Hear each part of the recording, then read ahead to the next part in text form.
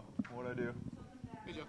Hey, Good to see you. Yeah, good to see you. Hey, I'm doing a story for the Home and Garden section about the ash borer and Japanese beetle stuff. Yeah, do I stick my recorder up there? No, you're very welcome. Wildlife, because I think they may. Where do you want it? Yeah, these guys are the experts. That probably makes some sense. Yeah. Okay. Yeah. It's code for Rita told me we have to remind everybody to talk into the mic.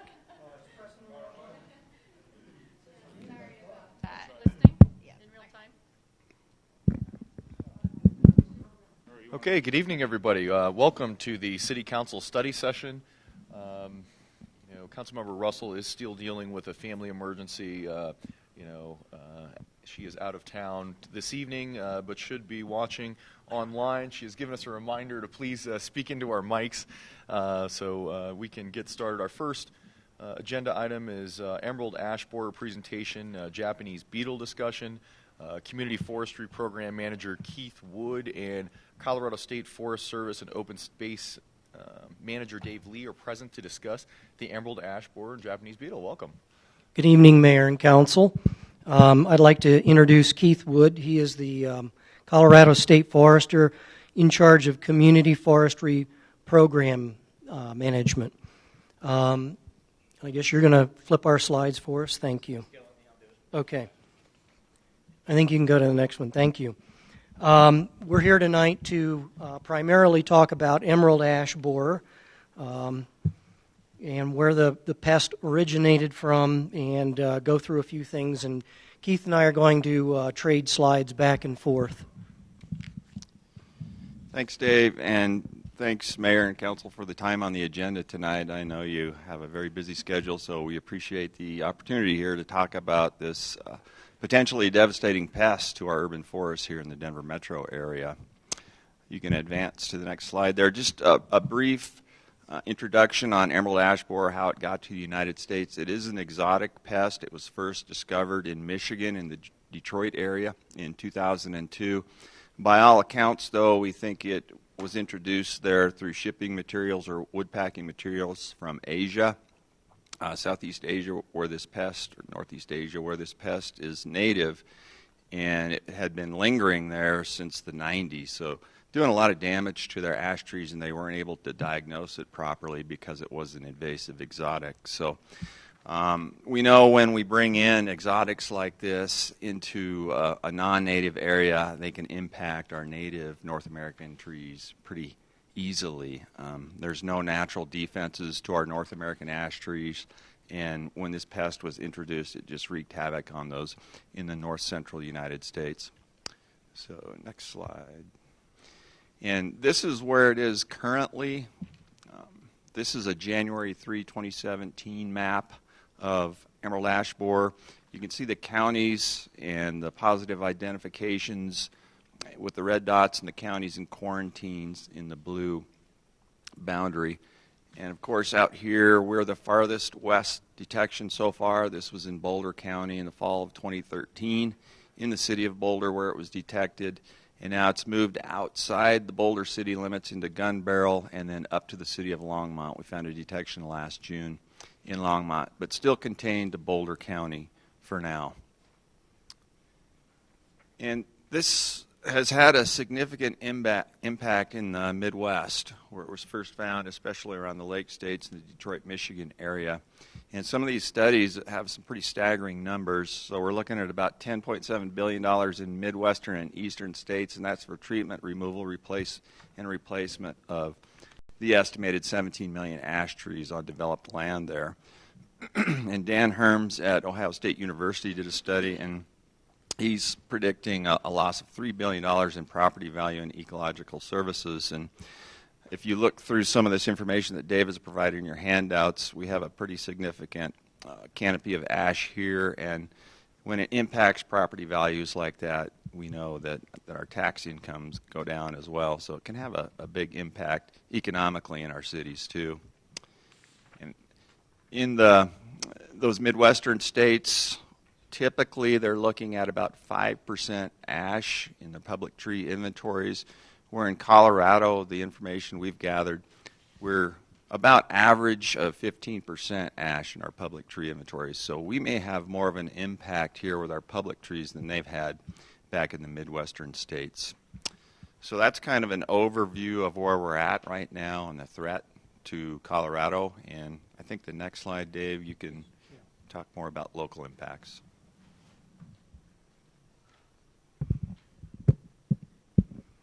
Okay, so we want to cover a little bit about how EAB threatens Inglewood.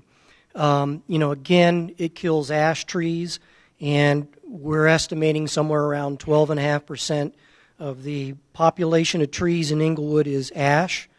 And when the bug does invade without any kind of chemical treatment, it will kill every ash in Inglewood.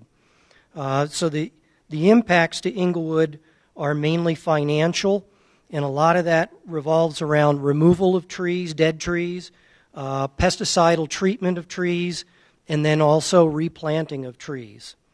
Inglewood's trees, the benefits to them, Keith covered that a little bit, but I'm going to cover a little bit further in that there's a lot associated with energy conservation, natural gas and electricity savings, stormwater runoff prevention from storms, air quality improvements from removal of pollutants, carbon storage from carbon dioxide, and also the big one, property values.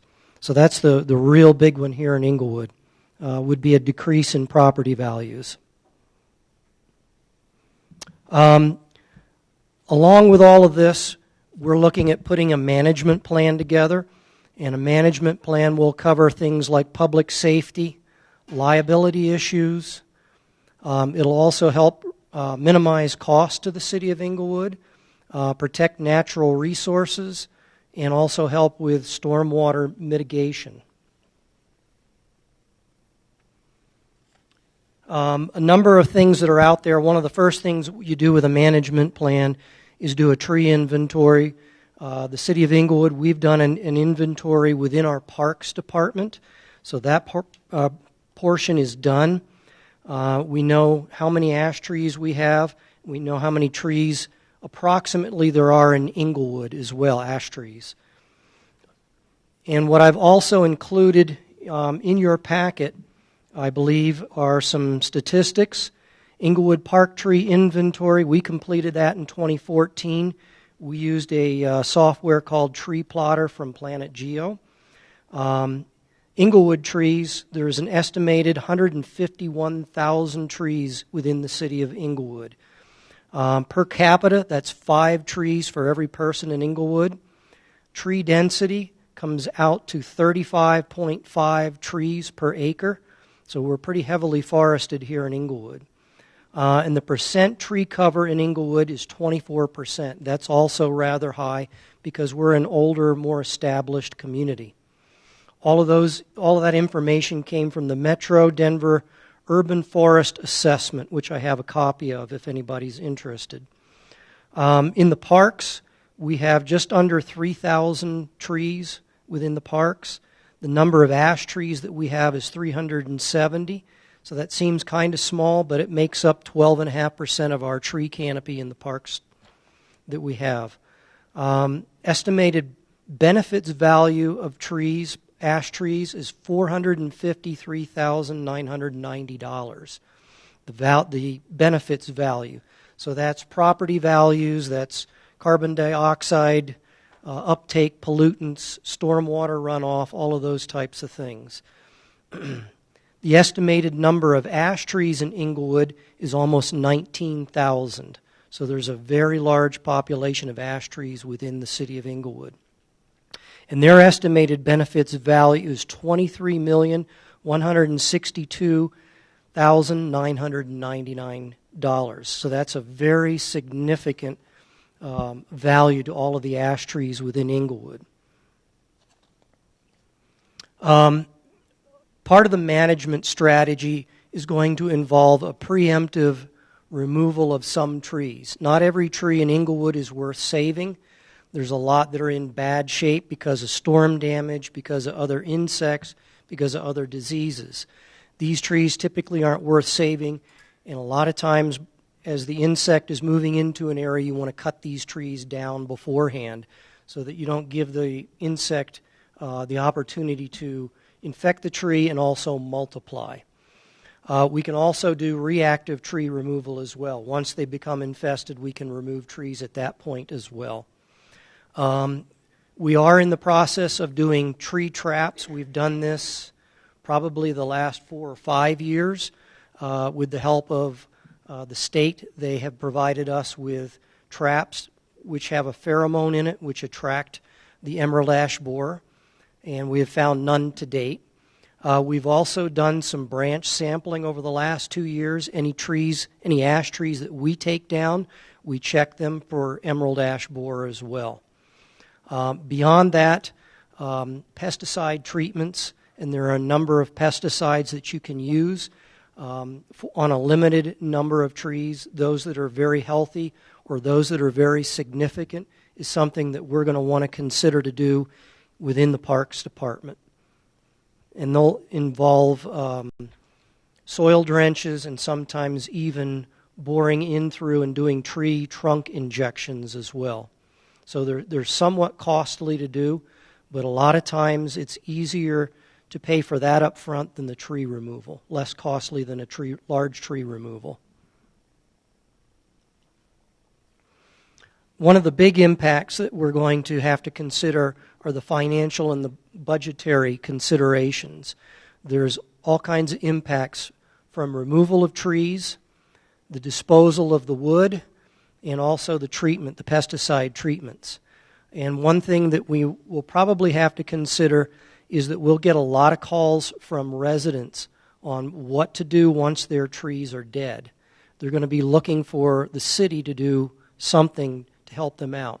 Years ago, we had a community forestry program, which the Parks Department administered, and we gave subsidies up to $300 per household per year for pruning, removal, and planting of trees. That was done for many, many years within the Parks Department, and probably back in, I'd say, 2006 or so, due to budgetary cuts, that program was eliminated. But it's certainly something that we may want to kick around in the future here as this pest moves forward.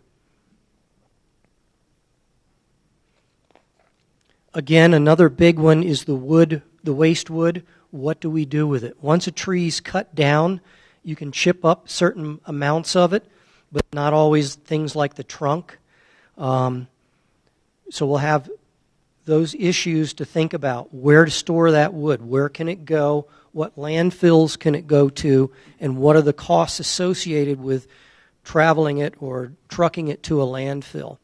Some options that we may want to consider is storing it down on the service center, on the open areas. There's also a lot down on the Union Avenue that has potential. It's gated and fenced that potentially could be used. There may be other areas that we can identify within the city to become waste storage wood lots. The other option, again, like I said, is to transport that to approved landfills. Right now there's only 2 approved landfills for the infestation in Boulder County. One of them is in Erie, and the other is out on Highway 93 just south of Boulder County. Those are the only 2 landfills that are approved for waste wood disposal at this point.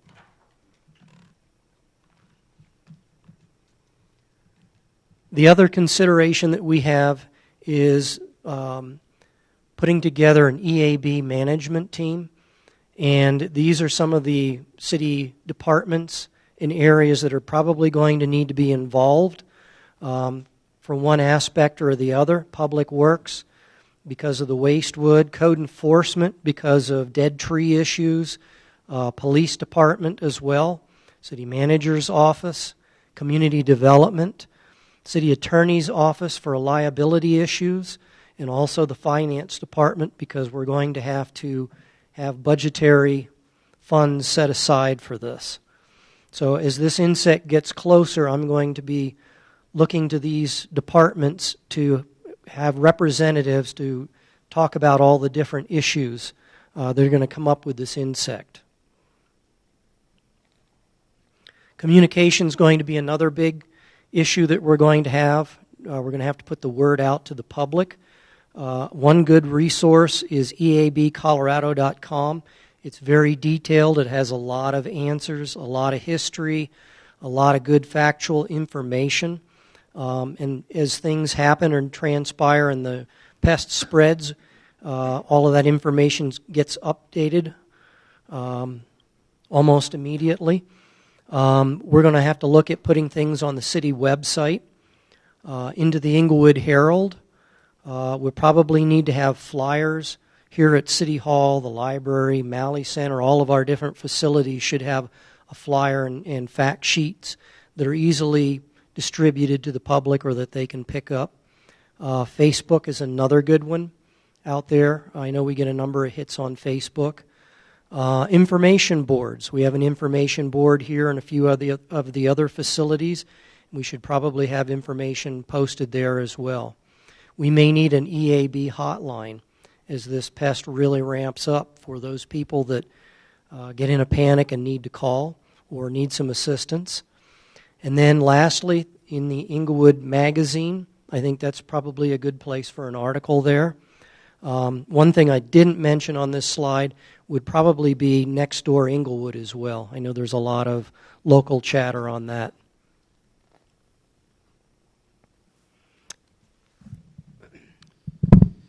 Yeah, we'll end up here with a few slides on not just the problem, but what we can do towards the solutions to this problem.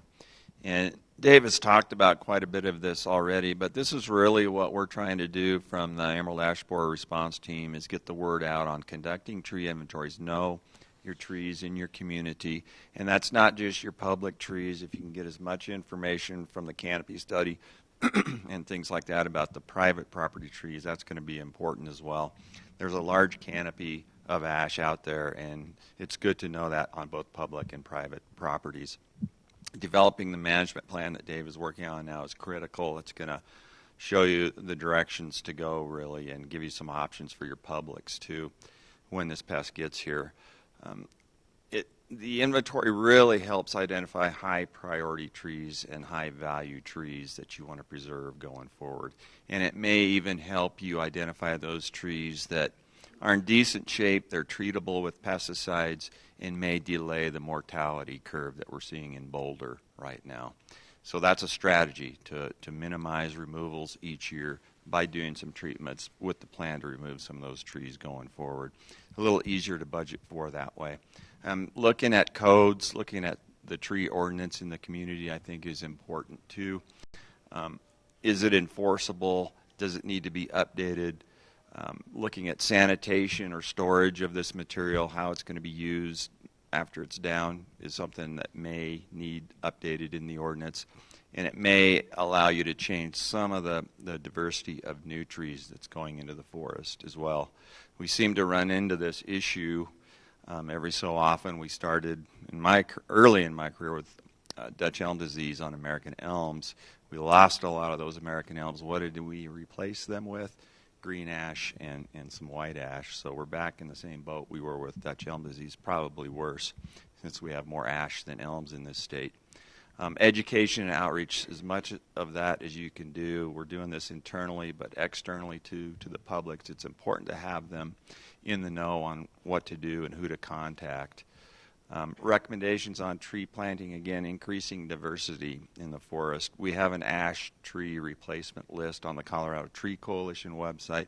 If there's a certain number of trees going into a future planting, it gives a diversity formula to get the proper number of genus and species into that planting plan so that we don't run into these monoculture, as we call them, situations with one species representing a big portion of the forest. And then the monitoring and early detection is important. The traps have been up here for a number of years, but I think just the branch sampling or even some of the rearing cages that we have available now through our entomologists at the State Forest Service, you don't have to peel the branches. You can just prune suspect trees, put them in these rearing cages, and see if any emerald ash borers come out when the weather's convenient. So that's important as well. And I think we got one more here. Yeah, I'm part of the Emerald Ash Borer response team, and that's how Dave got a hold of me at one of the response team meetings about the quarantine and the potential expansion of the quarantine area in Colorado. So know that this team is out here. We established a team before Emerald Ash Borer got here. It's an emerging pests in Colorado team. We had a lot of this stuff ready to go to hit the presses and get out to the communities because we knew it was going to get here. So we have a lot of the informational brochures that we can get to you. We've found grant monies and things like that to print those. So feel free to call on me or any of us on this team as well moving forward. So I appreciate the time, and I think, Dave, you have one more slide here that you wanted to cover on Japanese beetle.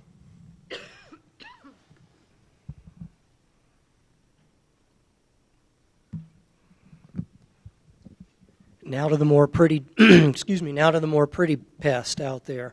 I know this was a big concern, I think, for some council member and even some members of the public, but isn't near the destructive pest that emerald ash borer is.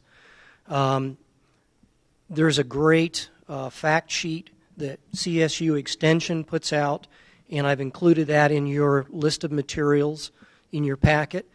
But basically, the Japanese beetle has been in the United States for well over 100 years. It started out back on the East Coast. I remember as a kid, I had a dentist in the neighborhood, and he paid me to pick them off by hand and put them in a can of gasoline. So that's how I earned my first money to go to college. I have a new job for a teenager. There you go. Community service. It was introduced just a few years ago, very few short years ago, into Colorado, amazingly enough, on tree nursery stock, and it right here in Cherry Hills, just down the street. That's where they first found this pest. Probably was taking a ride along as a larvae in the soil because they have a life cycle. They go down in the soil and lay eggs, and the larvae eat the turf roots, and then they emerge in the spring, actually in the late spring. So that's where it was first detected. Most commonly, as you can see, it feeds on a wide variety of plants: Virginia creeper, rose bushes, grape, linden, mountain ash, horse chestnut, raspberry, crabapple, American elm, Norway maple, and green beans in your garden. But it does not do, it's more of a nuisance pest. It'll chew up the leaves a little bit, but it doesn't do near the devastation that emerald ash borer does. We have seen a huge population influx the last 2 years of Japanese beetle, and the reason being is we've had 2 very wet springs, something that it really needs to increase its numbers. Japanese beetle would not do well out here because it needs a lot of irrigated or rainwater, and so the only place it really can thrive is in irrigated lawns. But like I said, the last 2 years we've had a lot of moisture in the spring, which has helped it. But most of the time it needs an irrigated lawn to survive and to continue its life cycle. It's fairly easily controlled with pesticides. There are also some biological controls out there. Or again, like I did as a youngster, you can pick them off. And that's about all I'll say on the Japanese beetle. But Keith and I are here, and we'd welcome any questions that anybody has on either topic. Thank you. Questions from council? Councilmember Martinez? Thanks for this presentation. It's really helpful. I have a question. Is there any way to identify addresses or near addresses based on the tree mapping tool? I'm thinking, is there a way to identify maybe particular neighborhoods or whatnot that have a high amount of ash trees? Is it able to drill down that much, or? We only did a tree inventory within the Parks Department, Okay. So the answer would be no. You can do it off of a canopy study doing aerial photography, and it's more of an infrared, I believe. And it'll give you somewhat of a number, but most of those numbers that I have are estimates. It really comes down to the homeowner. There is information out on the web on how to identify an ash tree, what do the leaves look like, what do the bark look like, so you can identify it, go out in your backyard or your front yard and look at your trees and figure out what you have. Okay, thank you. Thank you. Councilmember Barentine? I just had one ash tree taken down and another one pruned, and they didn't think there was any problem with it, and I had it treated. How long, totally forgot to ask him, how long does the treatment last? I mean, if you're going to pick some trees to do that you think are more valuable, how long does that treatment last for them? Depending on the pesticide used, 1 year, some of them up to 2 years, possibly 3. Okay. And then you talked about the wood waste storage, and I remember with the pine beetle that there was some restrictions on where you could put that wood that had been cut down and what you could do with it. Are there similar restrictions on wood that you're doing with an ash tree here? Yes. Only if it's infected? No, just ash in general, because there's not a great way for homeowners or lay people to know whether they have infected ash trees or not. What about for the park? Because you said if you take down trees that you would have to have it stored, the wood waste storage yard. Are there restrictions? Does it have to go to a special place only if it's infected? And you guys would be experts knowing if it's infected. True. I think it just depends on whether the quarantine will continue. Right now they have a quarantine, but the response team has been talking about lifting the quarantine once it hits the metro area, because it really does no good at that point in time. Where, Denver, Thornton, Westminster, Broomfield, Inglewood, Littleton are all contiguous to one another, and it almost does not make sense to have a quarantine in the city and county of Denver and not in Arapahoe County, which Inglewood is in. Okay. And then you gave the number approximate about 19,000 ash trees that are in Inglewood. And then I realized that you probably have a regular system for removing trees. I mean, every year you have trees that are dead or whatever. So if you could provide the information at some point, how many trees, so that we can get the economic impact of what's going to happen with this, of how many trees are normally done and how much this would increase it, because we do have a program for getting rid of trees on some regular basis and a budget for that. And so obviously this would include some of those trees that were damaged, were already budgeted for, and then how much that would increase it. That's all I had. Thanks. Thank you. Mr. Keck? Keith, are there any species of ash that are resistant to this borer at all? Because I know a lot of residents really love the ash tree. Like my neighbor just took his down preemptively without doing anything and said, I'd like to get one back. Are there any that are resistant to this borer? Not that we know of. The ash tree, when we talk about this, is being susceptible to emerald ash borer. It's excuse me, in the genus Fraxinus. That's the true ash trees. Now, when we see mountain ash up here, that's not a true ash tree. So there's some confusion out there with common names. But the mountain ash is in the genus Sorbus, so those aren't going to be impacted by emerald ash borer. But the North American ash that we have growing here, predominantly green and white, are all susceptible. There are some Asian ash trees that we're looking at. The Manchurian ash is one that nurseries carry here as being more resistant, potentially more resistant to this, because they evolutionarily grew up with this pest. So there may be some potential there with those sources. A couple quick questions. Why is this not a West Coast issue for the emerald ash borer? It seems to be east and then moving west. Why wouldn't it be both coasts coming in? Well, it may be there. We just know where it is. We don't know where it isn't. Yeah, fair enough. Pretty much. So it could have come in there on shipping materials too. There's a little bit different forest type on that coast. Where it came in the Detroit, Michigan area, there's a native ash forest there, whereas there isn't one on the West Coast to speak of, or comparatively speaking to the Midwest. So the pest really can build up its numbers in those native ash forests and then impact the community trees that way in those areas of the country as well. This one's probably more for our staff. We've tried traps for both the emerald ash borer as well as the Japanese beetle. Is that what I heard? Yes, that's correct. And neither of them had any success, really. We actually trapped a number of Japanese beetles.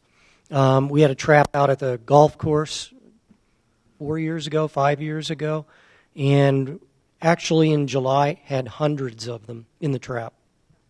but it was much less successful for the ash borer, apparently. None detected. Okay. Well, that's a good thing, right? Okay. Perhaps you could share some of the information about the household program you described, where each household might have a certain allowance for private property tree issues. Is that what it sounded like? Yeah, it was a community forestry program that we had a number of years ago. And I'm not saying that we should do this, but it's just an option. There may be better options out there. And if you could just provide some basic information about that, that would be helpful, I think, for the council to consider moving forward. When is the best time to treat both of these? I know that the Japanese beetle, you got to kind of work with your lawn service care or lawn care provider versus the emerald ash borer. When is the time of year that is most appropriate for us to be looking at treatment options?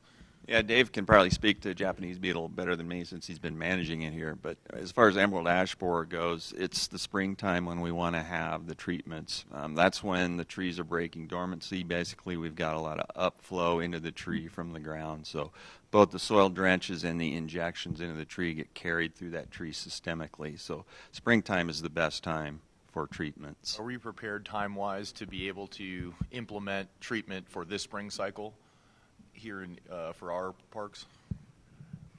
I wouldn't say so, and I think at this point, I would rather wait until we know that it's definitely in the area.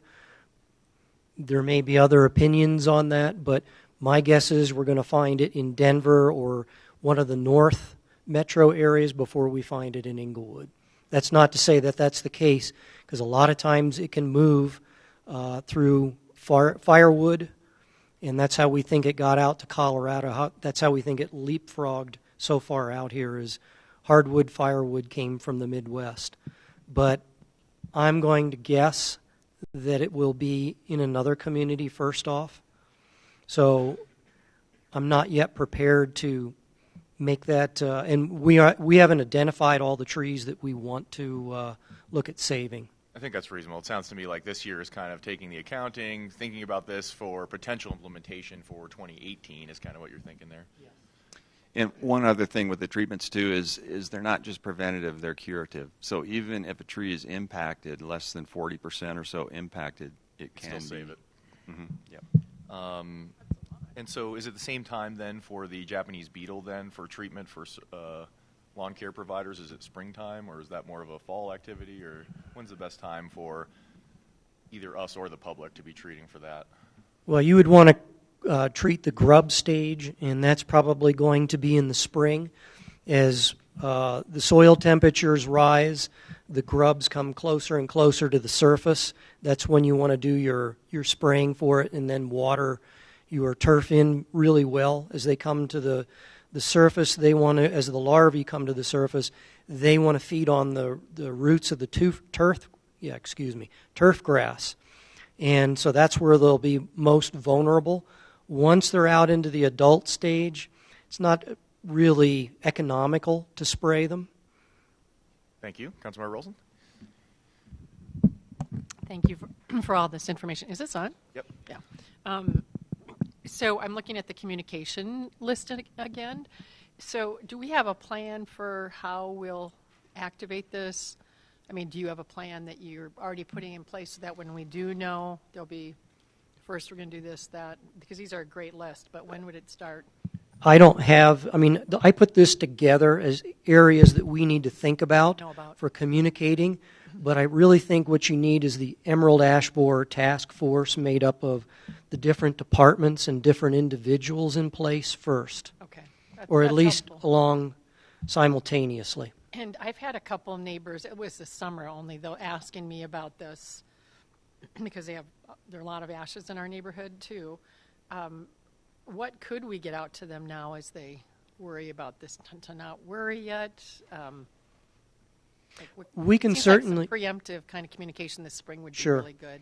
We can put out some information. I'll get up with Allison and make sure that we put something on the website. Thank you. I think that would be helpful because then citizens would know how they're going to get alerted and what the task force will do and what the process would be so that they can keep their eyes and ears open because sometimes we just don't pay attention. And thank you. Yeah, I totally agree. If we could work on some PSA for this year as far as, how to deal with the Japanese beetle and just what we're thinking about or looking at for the emerald ash borer, I think would be helpful for this year so that folks can think about it for this spring cycle. Other questions? Councilmember Martinez? Just a little bit of a follow-up of what has already been touched on. I would like to know a little bit more about maybe how many people took advantage of our community forestry program. I have no idea if it was a lot or a little or what was going on with the trees at the time. Do you know offhand? Or It varied year by year. Okay. I'm going to say a few hundred. Okay. I have a lot of trees in my yard, and I've had to take some down and prune them, and I know it's really expensive, and something families have to budget for. So I think kind of addressing this preemptively would be helpful, at least to get it on folks' radar that you may need to spend some of your money on this. And with that too, I guess if we're doing a preemptive kind of just FYI, it might be helpful to include a list of the trees for diversification, which was mentioned. I think some people may be thinking about trees they want to plant or replace, and maybe if they have that ahead of time, it might be a good idea. Thank you. Any other comments or questions? Yes. Seeing none, thank you for coming down and presenting, and thank you for coming down this evening. Appreciate having you. Thank you. Yeah, thank you very much for the time. Thank you. Move on to agenda item 2. This is our hearing officer proposal for liquor and marijuana applications. City Clerk Lou Ellis and Acting City Clerk Stephanie Carlisle are present to discuss a proposal for a hearing officer. Good evening.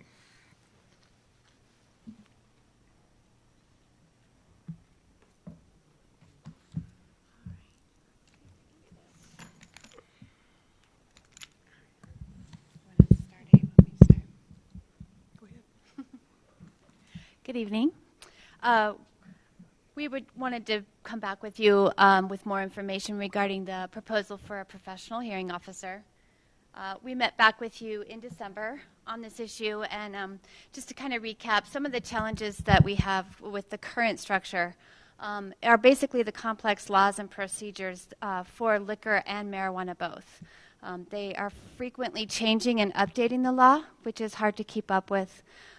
There's been some decision challenges. The licensing authority is a volunteer board with limited industry knowledge. And then there's been some delay in decisions due to meeting frequency, which affects ultimately the Inglewood businesses. When we met with you back in December, you had several questions. And so we went out on the clerk's listserv.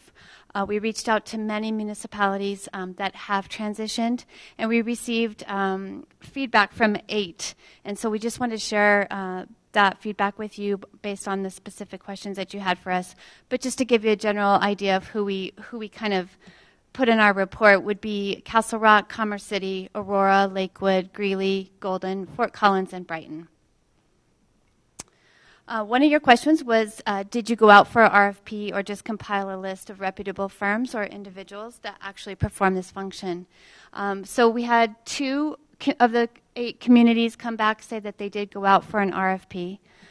3 of the communities basically posted it as a position through their human resources department. And 2 went out with the help of their attorney and just had a list of people who specifically focus in on being a hearing officer for liquor and marijuana. One of the communities didn't respond to this question.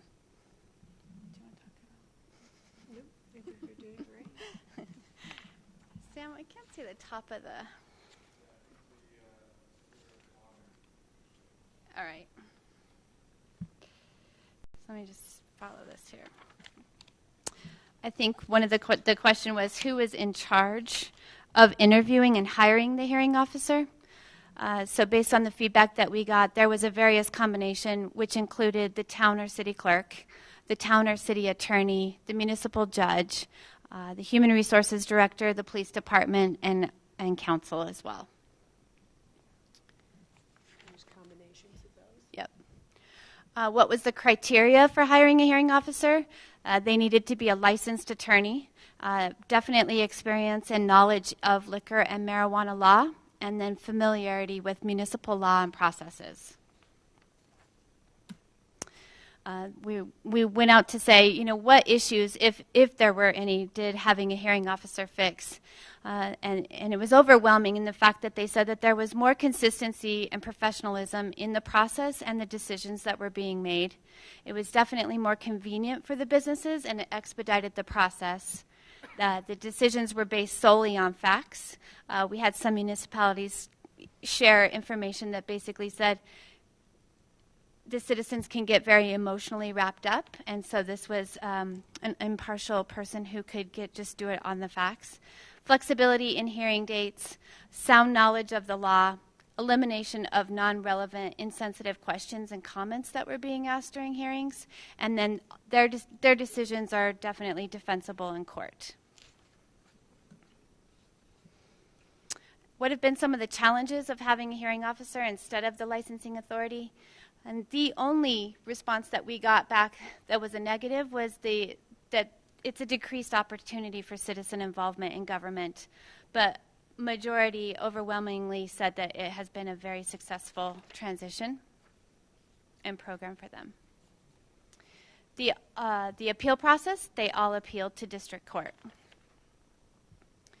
And have they had any court filings regarding a hearing officer's decision? And out of the 8 municipalities who responded, only 1 city had a court filing regarding a hearing officer's decision.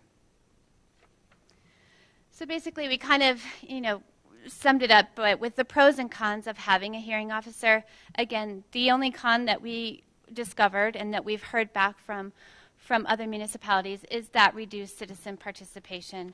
But otherwise, there was, quicker licensing decisions and more immediate action taken on violations. Experience in interpreting and applying complex laws, which ensures sound decisions and resulting in less frustration. Up-to-date training and consistency. It's an impartial person accustomed to discussing difficult situations with others. So if we have like a liquor license who has a violation, they're definitely great at addressing that, and it's a flexible, streamlined process for the business community. So we really feel strongly that this would be an effective, efficient way to transfer over to a hearing officer. It definitely eliminates the conflict of interest, which we did experience here. Accountability on the local concerns. It's a best practice, and it's certainly business friendly. So we're open to more questions, but basically we would like to bring forth an ordinance that amends the municipal code to adopt for a professional hearing officer as a licensing authority for liquor and marijuana. Thank you. Questions from council? Mayor Pro Tem Gillett. I had a question, more or less a comment.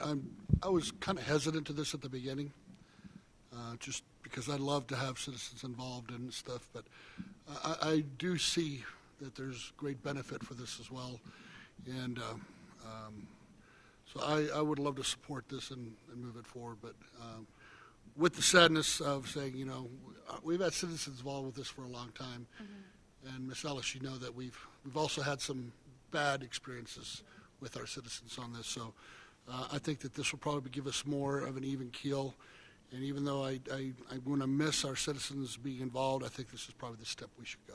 So that's all I have. Thank you. Other questions or comments? Councilmember Valentine?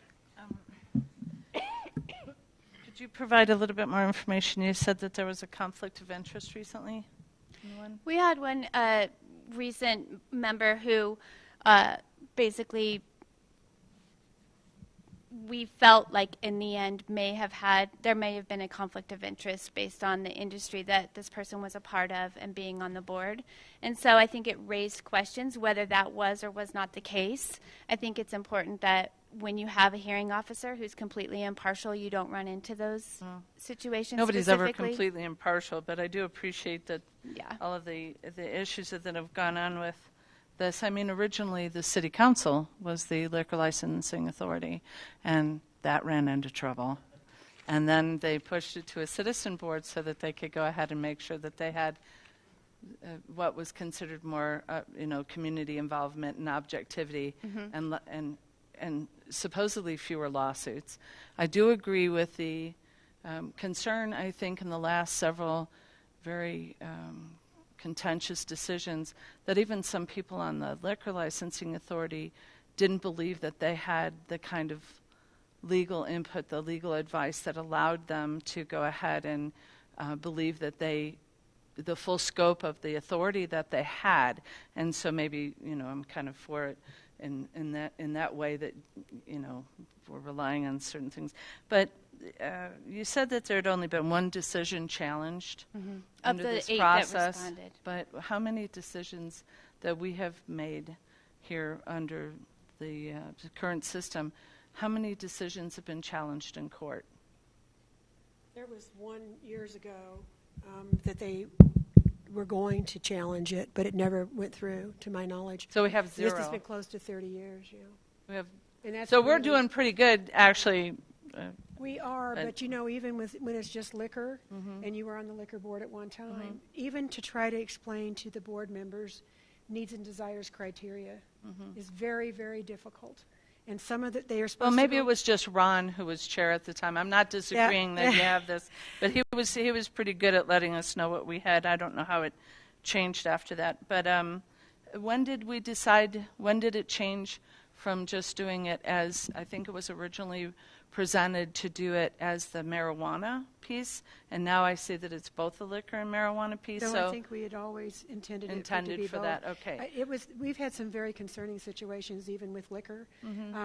After they make their decision, they're to go around and they're supposed to state why they voted for or against, and they're supposed to state that reason within the needs and desires criteria.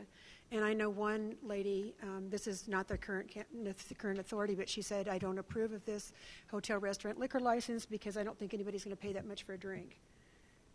We have those kinds of comments. Thank God it wasn't when I was on there. It was not when you were I just on there. wondered if it had What I'm always been saying the is- intent of doing it liquor Yes. and that, and Yes. then what would happen to the board We would no longer have of the board. that? Okay. That's all She's I had. discussed it with the board as well. Yep. And I think it's really important to point out that we have a very dedicated board right now. They work really well with staff, but I think that because the laws, both liquor and marijuana, are going through a lot of changes consistently, and I just think it's very hard for a volunteer board to keep up with all of that and to make sound No, I decisions. understand, but we've Yeah. had a pretty good run since we haven't had any, legal issues. But I do have. I mean, I see where you guys are coming from with this.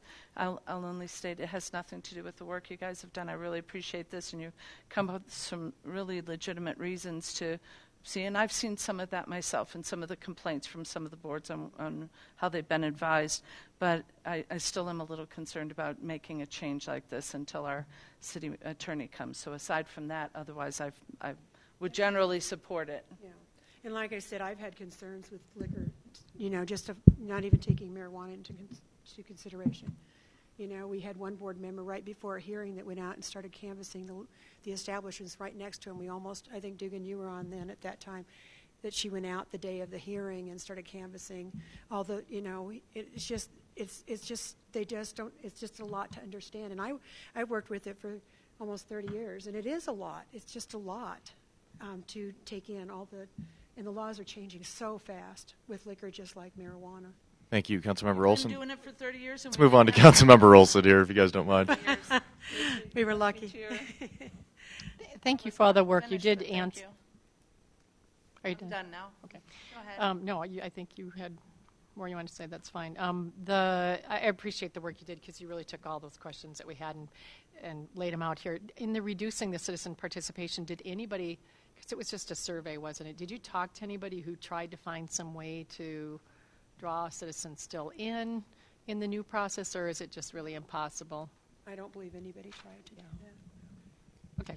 And I think it's important to understand that there will still be public hearings. There will Right. still be opportunity for citizen input Right. For these licenses. It's just the person making the decisions that will be different. So two major ways for that, right? One is the circulating around neighborhoods that people have Correct. to do, so they can, as people in those areas, Yes. say something, and then there's the public hearing. Is Yes, there is correct. there another way too, or No. those the main Well, ones? for petitioning, and you've got witnesses. who Yeah. come forth. Yeah. It would be just like we have it now. They just Great. go before the hearing officer. So citizens do still have Right. an opportunity. It just To have be input. who's making the decisions. And then the last thing has to do with the lawsuits that was brought up.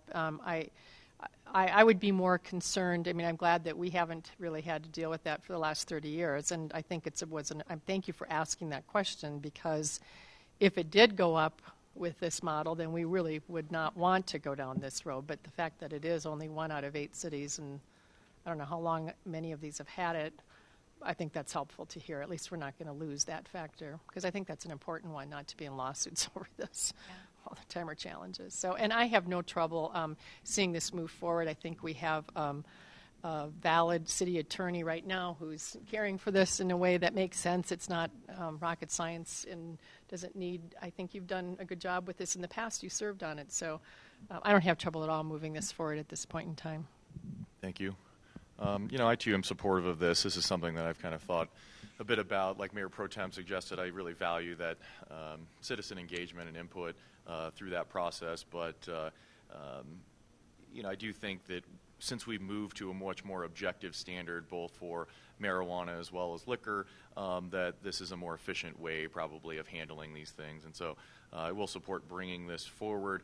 The only concern I do have, I guess, is just engagement of the public on issues. As you pointed out, we still have hearings, we still have these things that the public can engage in, and so I think we just need to be cognizant of that and letting people know that they have an opportunity to be heard if they so choose. Do others want to chime in on consensus on bringing this forward? Or not?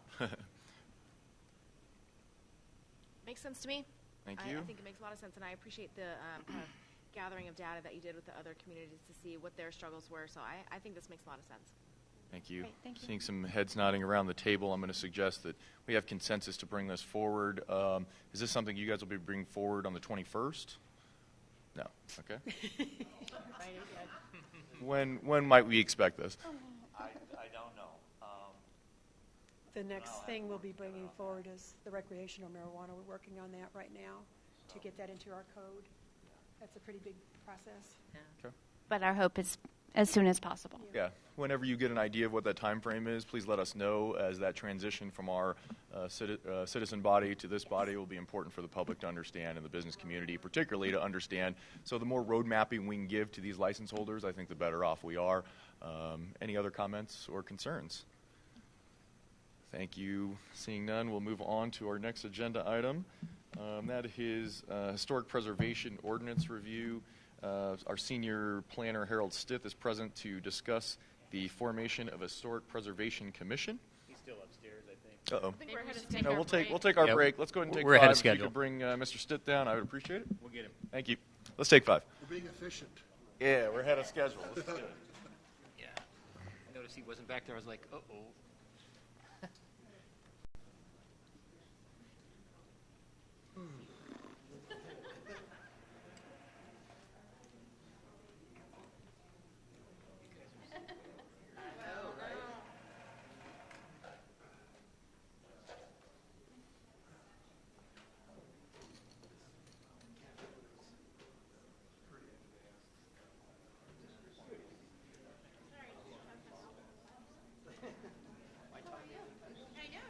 What's going on?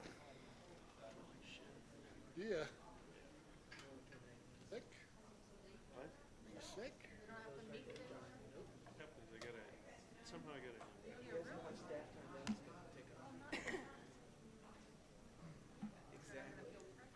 You gotta take care of you, man. That's one thing I learned. You just don't push it. Don't push anything you're doing. Yeah, and it's a tough one when you're the one that's responsible for everything. Yeah. But I mean, like today I didn't go in until 10:30, and then I was home by 3. And then I got home, I slept until.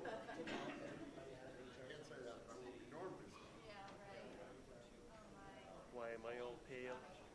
No, you're just quiet. You look like you're not feeling well. No, I'm not.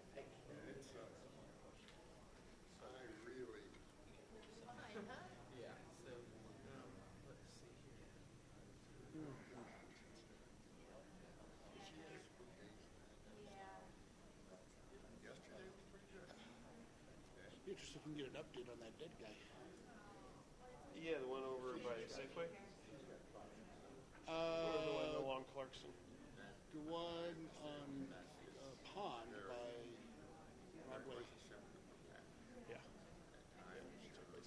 Well, it's not that over there. Oh.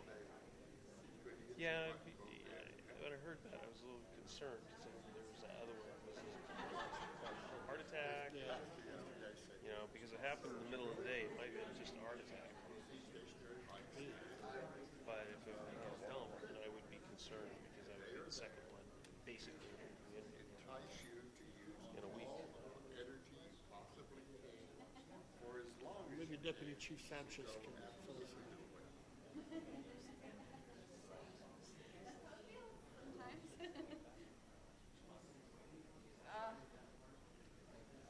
So Tom, did you do a story on the guy they found? I haven't got any information from the police department except that they found him. What do you know? Nothing. I know what everybody else knows. Yeah. It was a dead guy. What I want to ask him is how do I get information when the PIO will answer? That's when you manufacture information. They have not been very responsive at all. Yeah. Reed's worse than that.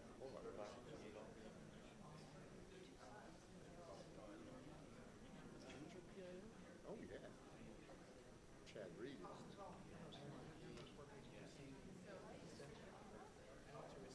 I don't know anything. All I know is they found him. Whatever. They wouldn't tell me if it was a man or well, I haven't got any information. Well, the one I said was a man. They found. I believe they said it was a man. Yeah, because the press release was a body. It did not say Miller.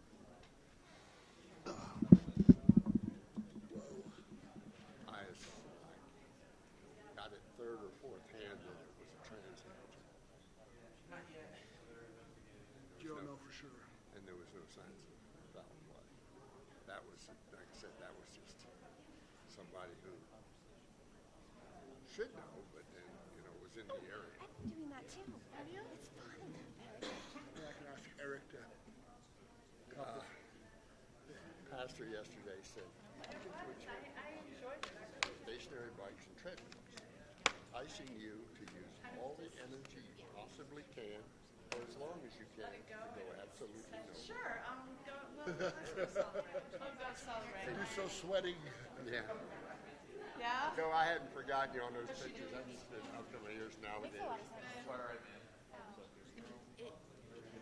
will. Well, less right now. This is Lee Saturday. My daughter's health. Had pneumonia. I mean, she had a surgery and then she got pneumonia. We thought she was getting better. Now she had a relapse. Okay, folks could take their seats. We're going to get started in about 1 minute. That is the way I found out about that, Joe. What? They took me out for my birthday for lunch. So, just Found in out case. about what? No, they were nice.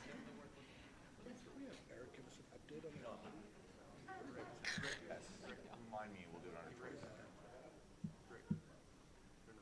Because we really haven't heard anything.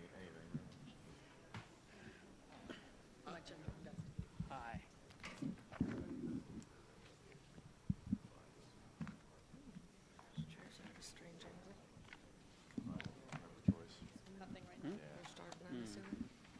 There we go.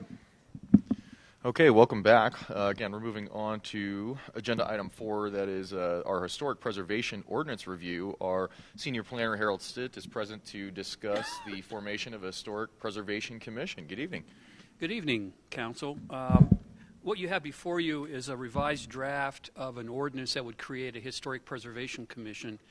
And it is a bit different than the prior ordinance that was presented to Council in December. The staff has met with the Historic Preservation Society to gain additional input, and as a result of that, the Assistant City Attorney has prepared this ordinance. And there are just a few minor changes. The language has changed a bit. I guess the biggest change really is it's now a commission, and it's been increased from 5 members to 7 members.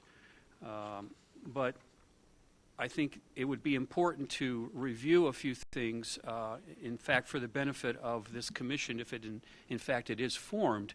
There are several questions that we posed at the end of this memo, and I think we'd like to go through those. Or at first, if you have any questions about the ordinance, I'm sure the acting city attorney would be happy to address those. If not, we can move on to the questions. Councilmember Barrington. I don't know about the language says here that it was the advisory committee, but it says as an advisory committee focused on preserving, but I guess just to make sure that it's a little bit more, I didn't get the same strength of the language when you said this has been moved, that there is a statement that it is an advisory committee, and then just part of the purpose, but I think it serves. And then the other question I had is, I thought Doug had done a good job of, in his information before, of maybe you could clarify a little bit more on making the 4-year terms and how you're going to overlap them. He had specifics in his that he presented on how that would be overlapped and how many excuse me, people would be appointed at first, and I think that's pretty consistent through all of the boards when they were originally set up. How many you're going to put in at 4, how many you're going to put in at 2, just to get it started so that there are overlapping terms. And I believe Doug had language in his that he had presented on 3 or whatever that I wasn't able to, I didn't bring that with me, so I apologize. I thought Doug might have it with him, but what he gave me did not, I don't believe, had that in there. Memberships on the board, yeah, it might be there. So I could give you this and see if we could make sure that we have that specified in there, how we're going to do that overlapping for those 4-year terms.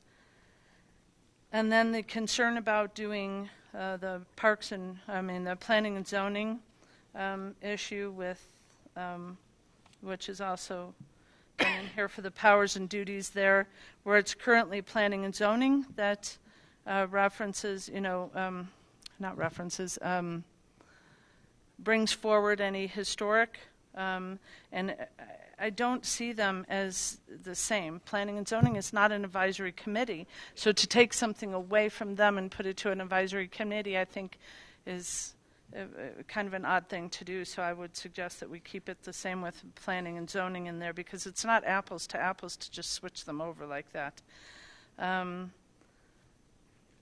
And then, okay, I think the rest is in roles and responsibilities and things that we're going to discuss that, but I was just talking about the ordinance itself. And we're going to have a chance to talk about some of the other. I too had a little bit of a concern about that language regarding interaction with planning and zoning under 215.5E. Councilmember Barrington, could you clarify, what you'd like to see there? I was a little confused. Well, they specifically, will the Historic Preservation Commission be solely responsible for initiating nominations for a historic designation under this, or will Planning and Zoning Commission be vested and with that responsibility, which is currently under their responsibilities in the charter, how they were set up? And since those boards, the Planning and Zoning Board is not an advisory board, so it probably should come from the Historic Preservation Society to Planning and Zoning, and then Planning and Zoning comes to Council. So I think that process should still stay with Planning and Zoning because of their authority. Yeah, interesting. I guess I was thinking the opposite. I'm sorry, what was your question? Where did you just read from? Because I think I lost your place. Where it's page 50. It's what is the number 2 dash 15-5? This is under the guidance from City Council as requested in the following areas, is where I was kind of reading that specific piece. Okay, not under the actual okay. commission. The roles and responsibilities. Back yeah. in the other. Okay. Thank you. I guess I had a slightly different thought in that, I just feel like advising P&Z, this, board that it just starts to muddle, and I guess I worry about that relationship or interaction, and if the recommendation's made to P&Z, is that binding on P&Z? How should P&Z really be weighing that? And so my thought was that the council should probably play intermediary between those two groups. Let this be a body that simply makes recommendations to council. Let council then decide if that's a recommendation they want to pass along to planning and zoning. Councilmember Rolson, please, yes. So I saw it in the roles and relationships, but those were the questions. Those were the questions that were being asked, right? But where I'm missing where it's written. 215.5E is right. where It says promote and encourage collaboration. Correct. Why wouldn't we want to do that?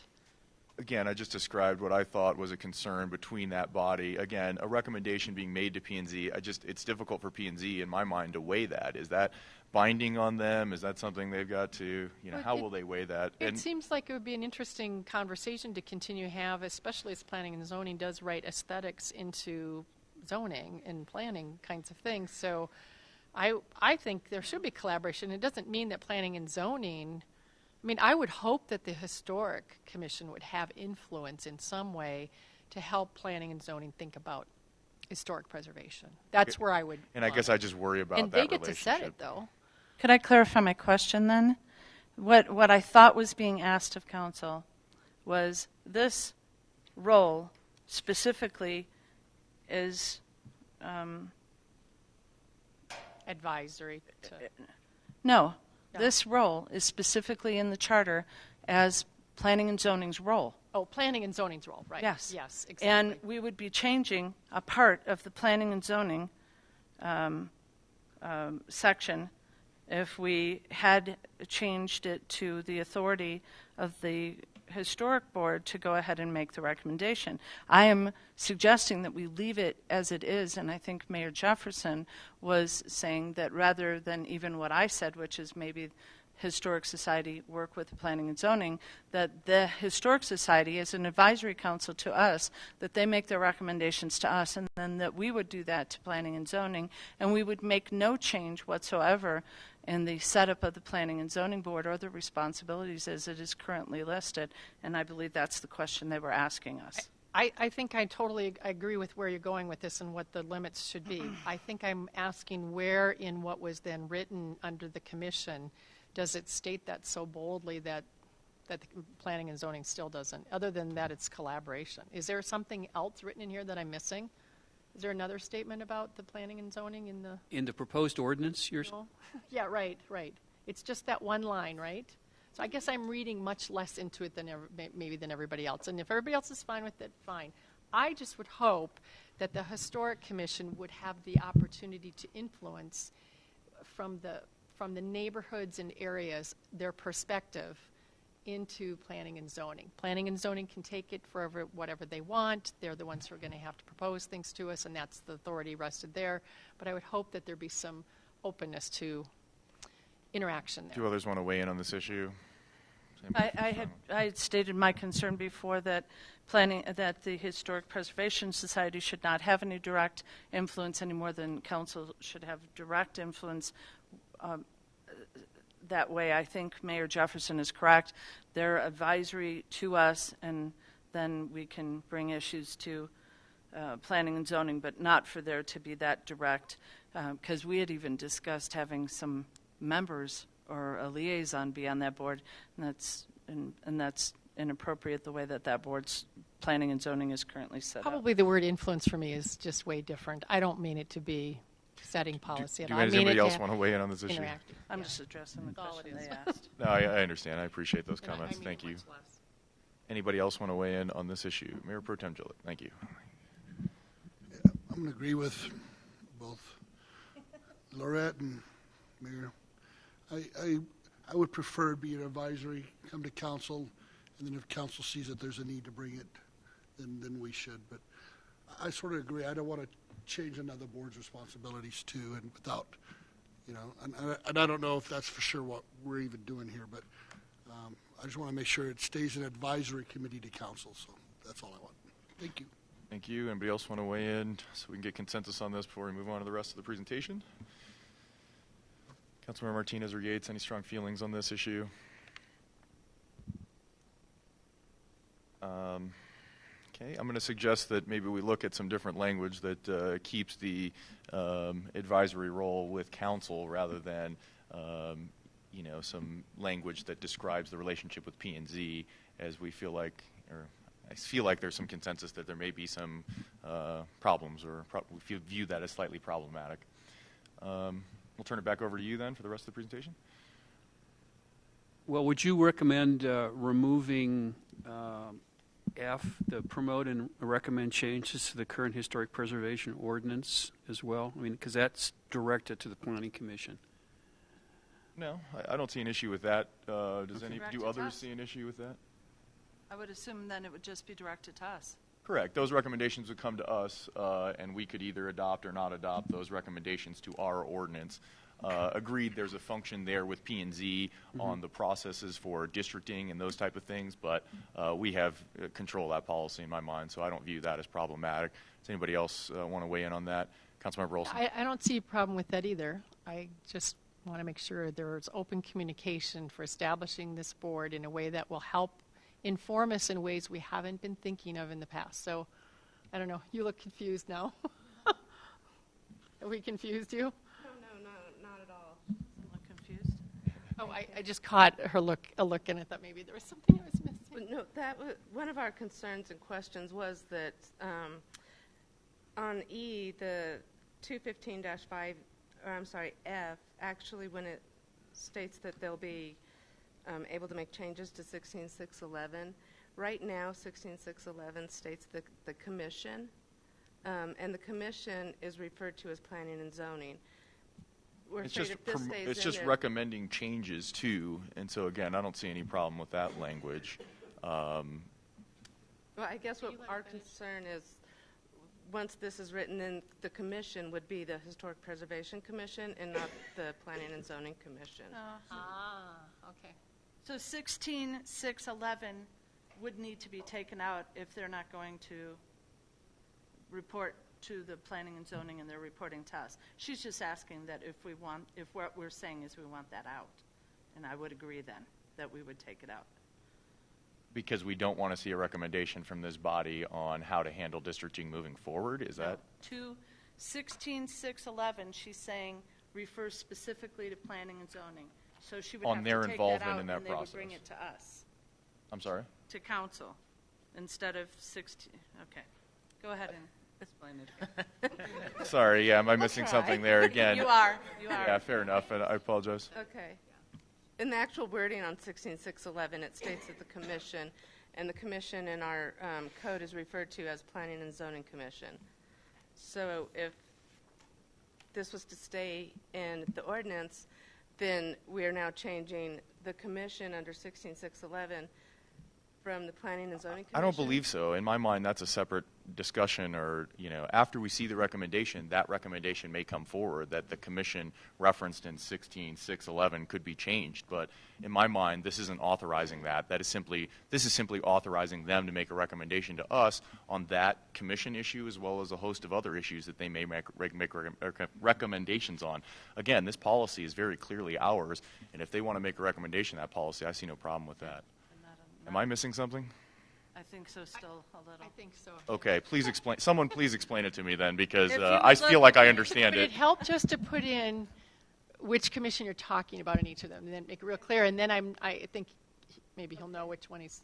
Yeah, in Title 16, when there's a reference to commission, it's specifically to the Planning and Zoning Commission. So there may have been some confusion early on when reading 16611 because it mentions the commission, and absent the kind of background, somebody might think, oh, well, they're already referring to a Historic Preservation Commission, but in fact it's the Planning and Zoning. And we just want to make sure that everybody understands that the Planning and Zoning Commission has specific responsibilities under Title 16. Sure. And this ordinance would not be changing that. Right. This ordinance would simply authorize this group to make recommendations on changes to that. One of the potential changes they may recommend would be references in Title 16 to commission should now be Historic Preservation Commission and not the Planning and Zoning Commission. We all around this table understand that, but we want to make sure everybody else outside of this table understands that. So that's Fair enough. just a little bit of clarification. might Could help. we then, to make it clear, because once you mentioned, I went, oh, okay, that, and I think you did too, right? So would it be better to say what the commission is, just to spell it out? Because we're So specifically. it's really clear to everybody. What I am advising is that I don't want them to do it specifically with planning and zoning, so I would be asking to take it out. Thank you. Let's move on to Councilmember Yates. Their recommendation and go ahead and remove F. Potentially this would create some more confusion that really doesn't need to be there. Okay. Again, I feel like that's one of their major functions is to get feedback on them on the existing policy we currently have. And so I view, again, F is appropriate to be in here. Others want to weigh in on this? I think they're correct. It needs to be taken out if they're seeing it that way. Councilmember Yates? I think in this situation, we've got council, we've got our city attorney, staff members all saying we really should not have this. I think this is probably one of the times that council probably should pay attention on this. Is that what you're saying? Well, there might be a sort of a compromise position here. In the wording in F, if you just remove references to the current historic preservation ordinance and reference historic preservation matters or issues, then it's open. It still gives the Historic Preservation Commission the ability to come before council and say, after deliberation, we've determined that, X, Y, or Z. And it may not be specific to Title 16, but then again, it may. Again, I view recommendations on Title 16 as one of their major functions, and that's why I feel like that's appropriate language there. I'm open to making it more general, as staff has suggested. I think that's a great recommendation because I don't think everything they're going to be doing is just in Title 16. I think this gives a little more broad language, so I'd be supportive of that. Are others supportive of that more broad language? I'm seeing a lot of heads nodding. Anybody not supportive of this more general, broad language and want to support a removal of F more generally? That's what I heard from Councilmember Yates. I see his head nodding still. Do others still support removal of F altogether? I'd be fine with it. You'd support removal of F altogether? Would others support removal of F altogether? Yes, and being consistent with that they are a advisory board to this council and making sure that everything is consistent in this ordinance with that they are an advisory board to this council, commission to this council, and not to the planning and zoning, so that there's no confusion. Again, with the amended language, I feel like that issue with planning and zoning is gone and leaves more broad language that suggests they can make more broad recommendations regarding historic preservation issues, which I think is totally appropriate given what we want them to do. Councilmember Olson? So I guess I want to step back for a minute, and then I'll say what I think about F based on this. So what are we doing with E then now for 215.5E? Did we make a change there? Is that gone as well now? I believe that's we removed E, right? We removed? What did we do with E? I thought E was staying. No, it would be removed.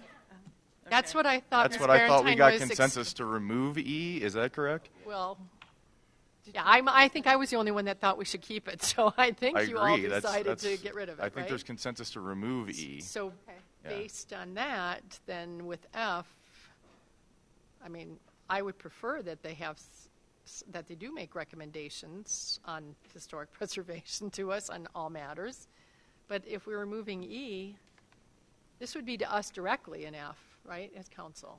We would not encourage them to talk to planning and zoning at all. We want them to always come to us. That's what we're saying here, right? Yeah, and I think this more broad language, again, is what we need because that's going to give them this broad mission of dealing with historic issues and not muddle us down with this P&Z issue. How about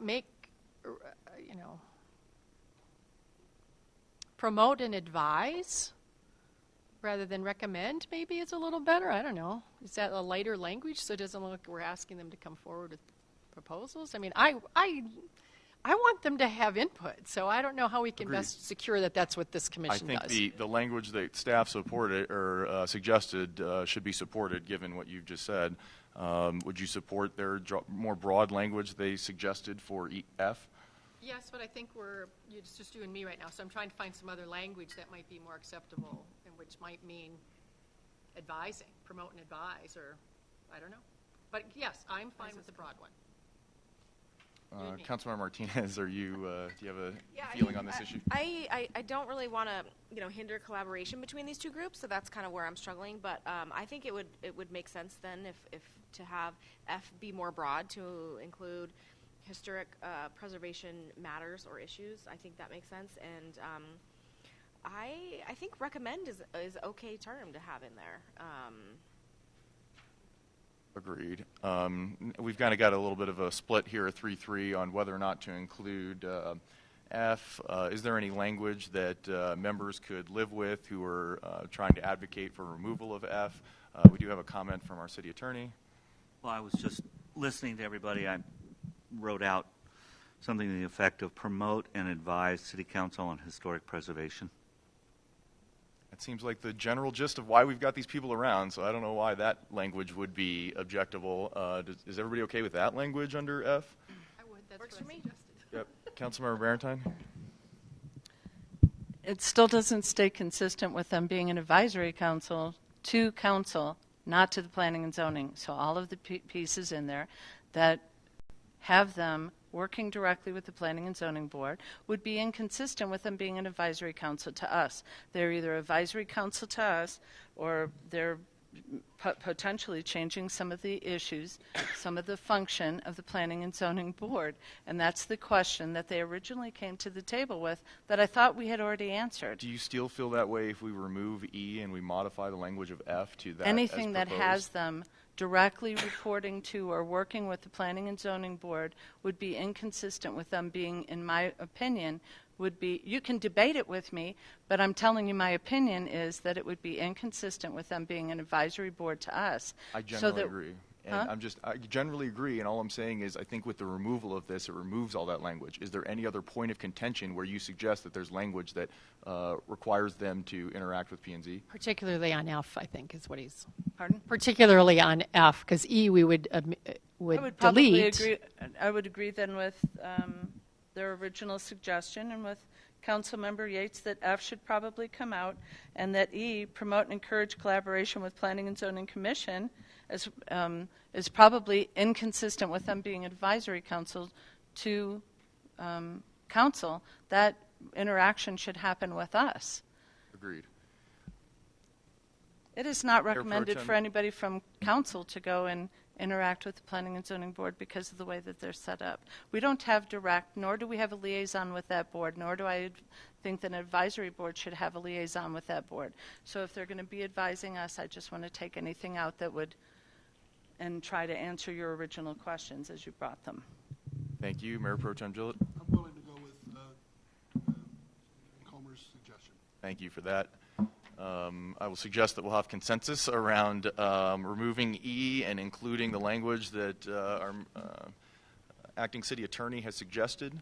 Any further comments on that issue? Seeing none, I'll turn it back over to staff. Hopefully that's clear as mud, and we can move on to the next issue.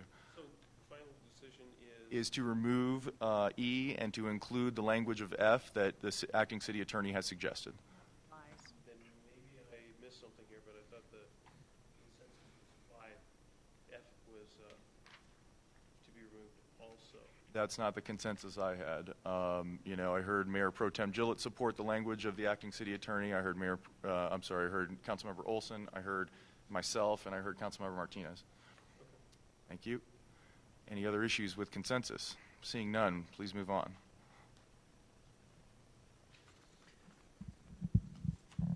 Well, the second set of questions has to do with the historic preservation promotion, and throughout the proposed ordinance, it talks about promotion and encouragement.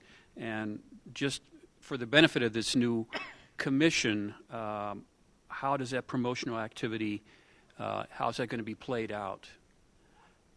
Is that something that they will have to budget for? Is that something that the new communications department would be involved in? And just to give the commission sort of a frame of reference, what's the potential scope for promotion? Thank you. Mayor Pro Tem Gillett? It was under my opinion, I could very well be wrong, just like with our other boards like code enforcement. When they have something, the city puts it in the citizen, and we get it out to our citizens that way. I know we're changing that format, but hopefully we would still have that tool to, Historical Society would have their section in there as well, should they need something to be brought forward. That's kind of and be on the website and other things like we're doing now. So, and that might be burdening staff. I don't know, but as city manager, if that would be. Yeah, I think the purpose of the magazine is to expand upon the activities of what's going on within the community. So certainly if there were some items that wanted to come forward from a commission or a board that were salient and timely, we certainly could include those. Just have to remember it's only going to happen once a quarter. So, but we can certainly use that media for sure. Thank you. Councilmember Barentine. I really believe this got discussed quite a bit last time, and that was that after the board was formed, that we were going to go ahead and get information from them on how they saw some of this piece coming through, including that there was some desire from the Community Development Department and maybe some budget piece on doing the survey and what that was going to look like, how they would, whether they would want to do that or not, and that was going to come from them on what they saw some of their role being too. And I think we're getting a little kind of too much minutiae in the following questions. The roles and responsibilities I understood, but the historic preservation promotion and what that was going to look like, I thought we really discussed extensively that the board was going to bring a lot of those ideas and to us and say, hey, here's what we see how we can affect things. To Councilmember Olson's point, that they were going to bring their ideas and their synergy and their energy to what they believed this was going to look like too after they got formed. And then certainly the budget would go around that. If they came forward with things that we as a council thought were necessary to do, and they saw that need and made that argument and we discussed that, then we could talk about that budget issue after that. So far all that was discussed was a survey potentially. So I think that the commission should play a larger role in that. So I don't know, did you? I'm confused. This is a point of order for me to understand. So you're talking about the... Would you mind using the mic? So you're bringing up really good questions on the questions, and is that what you're talking about on pages? Yeah, under promotion, right? Correct. Those are questions that you asked, and then you answered them by creating this second document, right? With the actual commission. Well, as I still had the floor. Are we talking about the ordinance now, or are we still answering the questions on promotion? What I was addressing was exactly what they put forward to us, and that's what I thought that he had read. Sometimes there's a huge benefit to having a paper document. No, the issues that let's give Councilmember Olson the floor here. Councilmember Olson, who are you addressing your question to? She doesn't have the floor. She was asking me a question. And she has the floor, so let's give her the floor. So I saw promote and encourage throughout this document, and you're talking about promotion, right? So it's throughout the proposed ordinance, yes. So is that where are you going back to the document that she's referring to now, which is very easy to find here? I know which one that is. Is that what we're talking about now, or are we actually talking about the ordinance language? No. Our goal here was to provide some parameters from council for this new board in terms of responsibilities, in terms of the promotion piece, just to give some brackets to, so they had some guidance to know, is this going to be, if they came back to you and said, we'd like to have $150,000 to hire a consultant, is that something that's going to be possible? Or if they came back and said, we think that we can work through the communications department and the various communication venues that the city has right now and do the job, just to give them sort of a frame of reference. And then in terms of the budget, again, how much budget is going to be available? Just to give them a sense of this new board will be created and it will have certain responsibilities, and here are some expectations from council, and here is a potential range of budgets. Did that answer your question? I'd like to go back to Member Barentine. I think if you so. have I think questions. I'll just listen. I think it does. Thank you. Councilmember Barentine. From what you suggested, you were talking about those two sections, the historic preservation promotion and the budget. And I believe that there was extensive conversation on the part of the council that after the board was formed that they would go ahead and provide feedback on that, on where we would go, so that we had a little bit more information rather than try to micromanage them from the onset from that. That's all I have. I generally agree on that point. The recommendation, let's see what the recommendation is. Let's not box them in. But, from my perspective, it is kind of on the shorter end of what you just described. But, if they could show us a substantial need, I don't want to take something off of the table. But, I think generally we're probably looking at the communication channels that are generally available that we currently have and not necessarily creating a new one was what I was kind of thinking, if that's helpful at all. But, again, I think their recommendation should come forward somewhat unfeathered so that we can review that. Other responses to staff's question in that? Seeing none, please continue. Did you guys have other questions or comments for us or anything? No. Okay. Turn it back over to council then for any further feedback or questions. When would we see this come forward?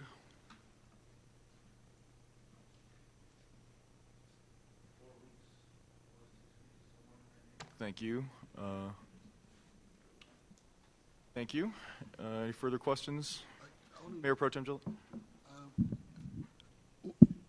When you say 4 to 6 weeks, I'm hoping that it will be sooner than later. But so we could probably in our June, which seems like a long ways away, but isn't really that far away, interviews, this would be... if nothing else, I think we can direct City Manager Keck to include those vacancies as part of our next round. So as we begin advertising, even if we have not yet gotten to the ordinance passage, I would suggest to include them if council is okay with that communication. Councilmember Olson? That question was helpful. It jogged my memory. On 215.2, under the composition and membership, would we have criteria for the very last line of one member should have historic preservation experience so that we know what we mean by that and what we're looking for in members? Any suggestions there? No, I thought maybe people who wrote it did have them. Perhaps the historic preservation folks in the room have some ideas what that means, but I think we ought to make it clear so that when we're deciding on people, we know why one or over another. I agree. Any thoughts on qualifications of some of those folks? There's probably not necessarily a degree that's we don't necessarily aren't requiring a degree, or I guess that's an interesting question. Perhaps if you could staff perhaps get with some of the historic preservation folks, see if there's any information they could provide as far as what would be a reasonable language around expertise that we could bring forward. I'm just not aware of what that might be, so I think they might have a little better idea. Other questions or comments or concerns regarding this? Councilmember Barrington? I appreciate some. If none of the information we've had so far has come from the Historic Preservation Society that would have given any kind of expertise specifically for the board, aside from what council would be doing. I do think you guys did a good job of making sure to include, not having a conflict of interest and that, so I do agree with this. I would be a little concerned about having anything that was too specific come forward on making sure that somebody had some kind of specific pedigree or something in order to be on this board. I think we might be limiting ourselves from something. But it would be nice to see if the Historic Preservation Society has any thoughts on that. Yeah, I would say let's not make something up. If they've got something reasonable, let's potentially include it. If they don't, I think we can be relatively comfortable with that language and figure out what that means. Other questions or comments from council? Seeing none, I'll thank you folks for helping us with this. We'll move on to agenda item 5. That is the Inglewood-Littleton Wastewater Treatment Plant VFD Design Build Project. The Inglewood-Littleton Wastewater Treatment Plant Director, Dennis Stowe, is present to discuss the VFD Design Build Project. Good evening, Mr. Stowe. Good evening. And I just walked in because I thought I was up at 8:30. I thought I'd be a little early. Aren't you glad? You are early. That's right. We're early, too, so that worked out.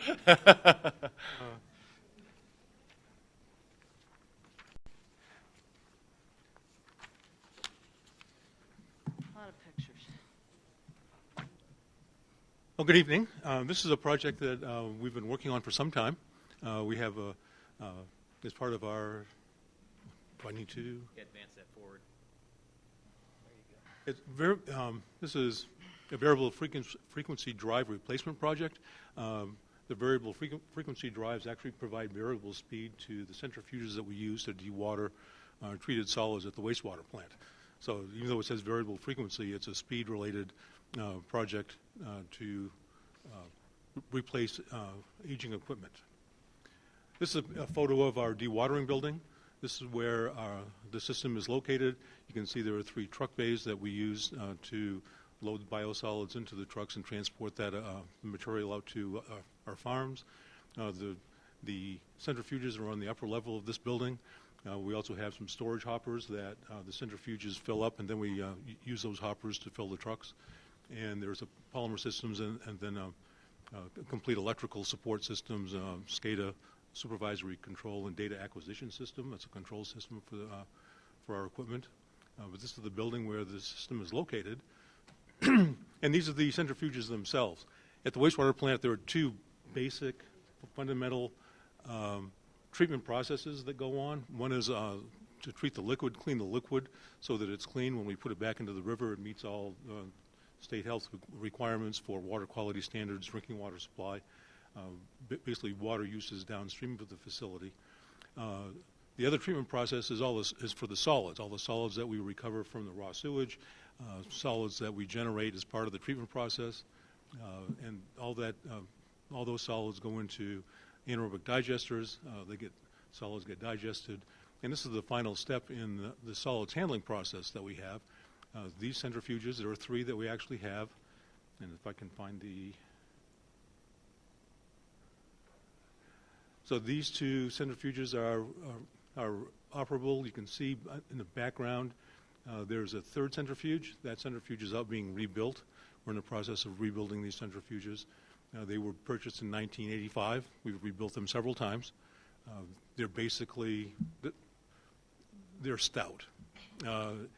Bearings and some other moving pieces wear out. We rebuild the centrifuges and replace those pieces and put them back in service. We're actually planning on doing one more rebuild in 15 to 20 years. And at that time, these will be fairly old units, and part of that may be a rebuild process at that time or a replacement, but that's off in the future. So we have one of these centrifuges that's out being rebuilt right now. And in the background, back here, you can see these gray metal cabinets. Those are the VFDs that control the speed of these centrifuges. The reason the variable speed is important is the sludge conditions change during the year. We have different operating conditions because of our resulting from our permit. Sometimes we have to remove nitrogen from a wastewater. Sometimes we don't. And when that change takes place, the quality of the solids will change. So the variable speed is really a key component of maintaining basically process efficiency. We need to maintain a consistent solids concentration. Our target is between 18 and 20% solids. That reduces our hauling costs. If we were hauling liquid, we'd be hauling 140,000 gallons a day, and that's a lot of liquid to be moving. So we dewater those solids. And the other function of the variable speed and a critical part of the operation is maintaining what's called centrate quality. The water that we recover from this operation needs to be fairly clean to put it back into the treatment process so that we can maintain treatment efficiency throughout the plant. Now, this is just a screenshot of our control system, and you can see the 3 centrifuges over here.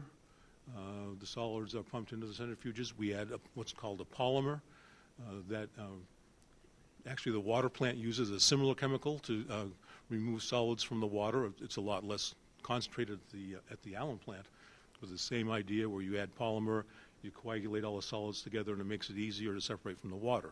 So we do add polymer here. The centrifuges themselves, just to let you know how they operate, it's a washing machine laying over on its side. It's basically a spinning bowl, and instead of the water going through the pores in your washing machine, the water actually flows out one end of the centrifuge, and the solids are actually scraped to the other end of the centrifuge, and it's all within 2,400 RPM. The bowl will spin at, we'll say, 24 RPM, and then the scroll inside that bowl will be like 4 RPM different, so 2,396 RPM. So even though they're moving very fast, the relative motion is pretty slow. So that's been working really well for us. Again, these are the cabinets. You can see the chair. It gives you an idea of the size of these units. These are the units that provide the variable speed drives, the variable speed to the centrifuges. These units are at the end of their service life. They were originally installed in 1996. Right now, they are not supported by the manufacturer, and parts aren't available from the manufacturer.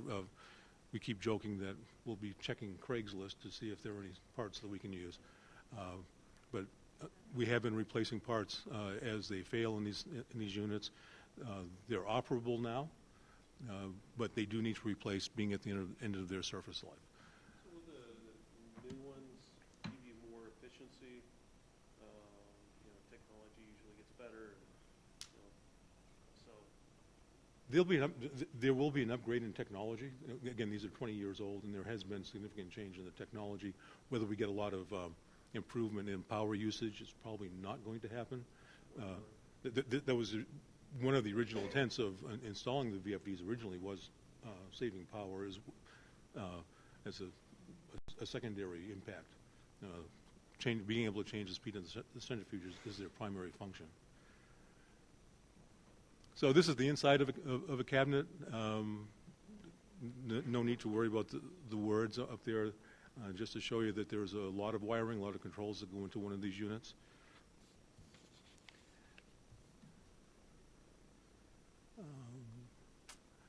So what we're proposing to do is replace the variable speed, the VFDs, with a design-build contract. Traditionally, we have done the design, bid, and build process.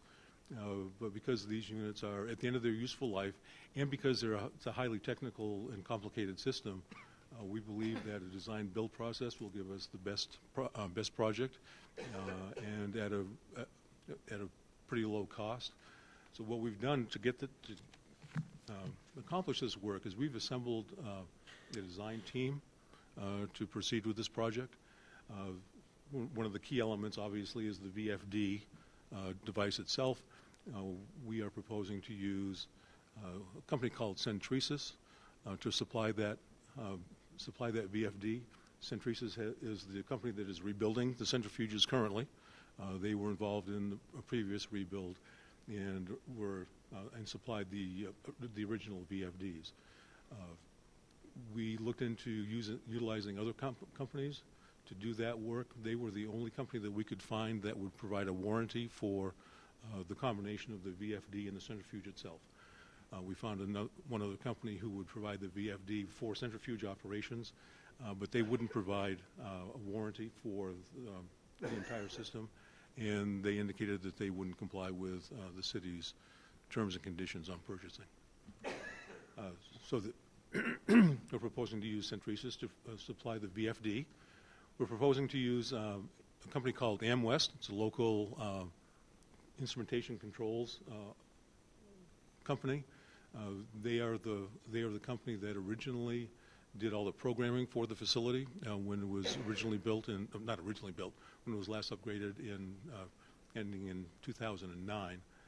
They have been our integrator for electronics and instrumentation that we've added to the facility over the years, and they're very familiar with the programming that we have. And we're proposing to use them on this project also.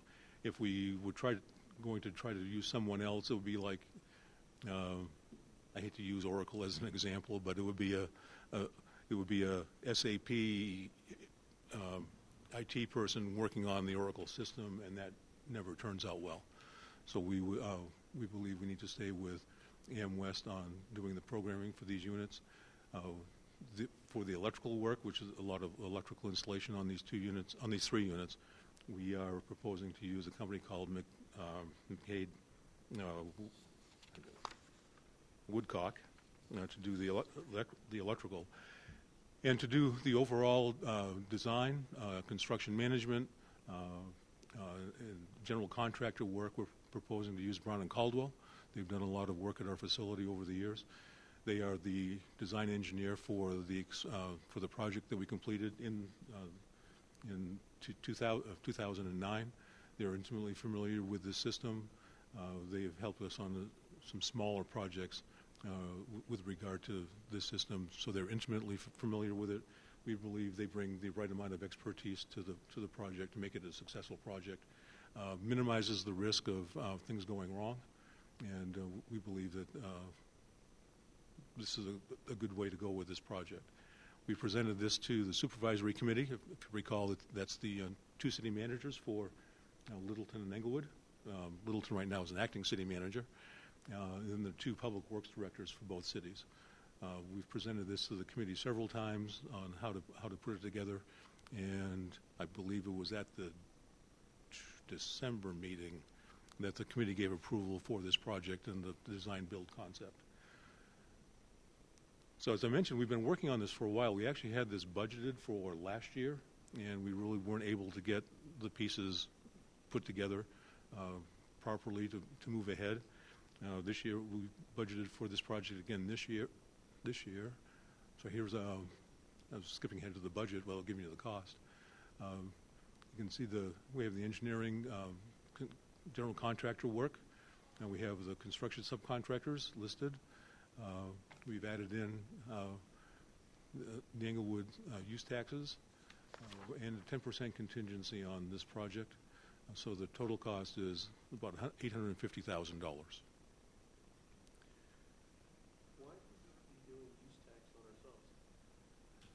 In the case of the wastewater plant, it's a utility operation, and the enterprise funds pay into the general fund, pay the use tax into the general fund.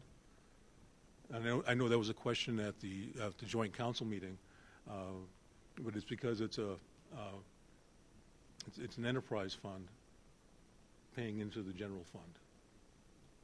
In the case of the wastewater plant, most of our customers are outside of the city of Englewood.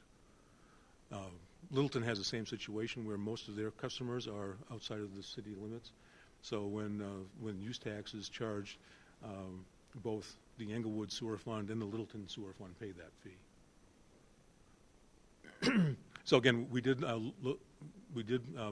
put this in the budget. You can see this. This is our. It's in here somewhere. This is our budget for what we call business services, where this project is located. We have budgeted actually $750,000 for this project within that $1.3 million. Also included in that $1.3 million is $400,000 to replace other VFDs at the facility. So in order to get this project accomplished, which is high priority and fairly urgent project, we would prioritize some of that other VFD replacement work, taking funds from what we plan to do with other VFDs and put them into this project. About how many other variable frequency drives are you looking at? For next year, I believe it's 10. These are some of the largest ones that we have. Other large VFDs at the facility are raw sewage pumps. These are 150 horsepower motors. So we have quite a few other smaller VFDs, and I believe the number is between 10 and 12 for next year. The next slide, if I had a next slide, it would say, any questions? Questions or comments from council? Mayor Pro Tem Gillett. Mr. Stowe, thank you for presenting this. As far as I know, only Eric and I got to go out to the farm and see the product that this makes. And it is a, if you don't, it's something I wish our residents knew. We move a lot of stuff every day. and we move it way out, and we do it very effectively. And these machines are vital in making sure that the system doesn't get stopped up, so which would be very unpleasant. But and I would recommend to council that if you ever get an opportunity to go out there, Dennis, that was an amazing tour. And I got to see Eric throw a bunch of product out on the side of the trailer, and it's a real eye-opening just how intense this process is and how intense it is every day. So I'm thank you for bringing this forward, and I'm looking forward to supporting it. We'll say the product is called biosolids, but if you want to cut it really short, you can just call it BS. Yes. that works. It's more like PS. Like Councilmember Martinez. I would like to take a field trip out to the farm, just FYI. But also, did you say this is the most pressing project in your eyes? Would you say that's true? Or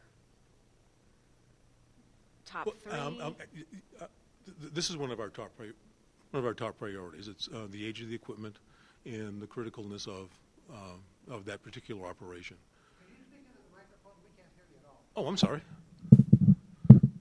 I just had my hearing aids replaced, so I sound really loud to myself. Other questions or comments from council? And just to give you the status of where we are, the contract is in the city attorney's office being reviewed. I just saw an email at the end of the day where we have comments back. So we'll be reviewing those comments and making the contract legally acceptable. Thank you. Councilmember Barrington? So I assume this is going to be brought up at the additional joint meeting in March that we're supposed to be setting up. It depends when that meeting takes place. As soon as we get the contract taken care of, lined up, we would plan to bring it to council for I did ask consideration. for the minutes for the super meeting. I didn't remember it being in there or not. But if we could get the minutes for the last couple of meetings for that group as well, I would appreciate it. Thanks. Okay. I still think from the accounting standpoint, Littleton has a good point, and it's not who's charging the use tax, it's who's paying it. And government entities are exempt from paying tax. So I'm sure that issue is going to come up again. So we'll have to have a little bit better answer than who it's being paid to is not as important as who's paying it.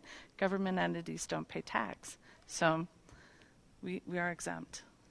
That's why I'm an engineer. And Mr. Keck, please. Council, we did send those minutes out, but I'll resend them back out. We sent the December and the January minutes out about 2 weeks ago. Oh, okay. From I think I only got the January. They're both actually. It's funny, but they're sewn together. So you have to scroll even further down to get them. But we'll send them back out again. And if you're going to do the minute, you guys got to make sure that you're approving your minutes from the last ones, because there isn't any process in there that's showing that you're addressing, like, kind of what the old business was and what was going on. So if we could make that a little clearer, that'd help. Yeah, and when we sent you the December minutes, they were approved in January. The January minutes weren't able to be approved, so you got them before. Actually, the supervisory committee will see them this week, this Thursday, to approve the January minutes at their meeting in February. But the January minutes didn't reflect that the December minutes had been acknowledged. Okay. So if you'll do that part and look at that, thanks. Okay. Okay, other comments or questions to wrap us up here on this issue? Seeing none, I'll thank you, Mr. Stowe, for being present this evening and giving our presentation. Move on. And we are always happy to give tours. We had a good time. I mean, I hate to say we had a good time. Sounds like you need to let Councilmember Martinez know next time you're heading out to the farm. So, okay, sounds like we got some takers next time you're heading out to the farm. It's an all-day trip. Yeah, that's what I The weather's been pretty good, so maybe that'll cooperate. Yeah, the only requirement is a nice day. Yeah, that's right. Now, if you want to see what our guys or our drivers deal with, we can take you on a bad day, because it's we do this 5 to 6 days a week, and the only time that we don't actually haul and apply out to the farmers during significant snowfalls. Thank you again, Mr. Stowe. Thank you.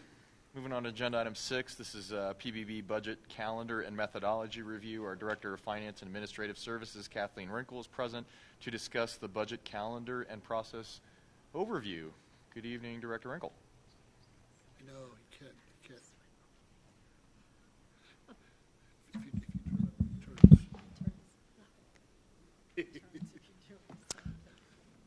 Good evening. So now that you all understand what PBB is, we're going to change the name on you. Oh, yeah? We never had a meeting on. Well, we're going to try and make it more understandable is what it is. So we have my next, how do we do this?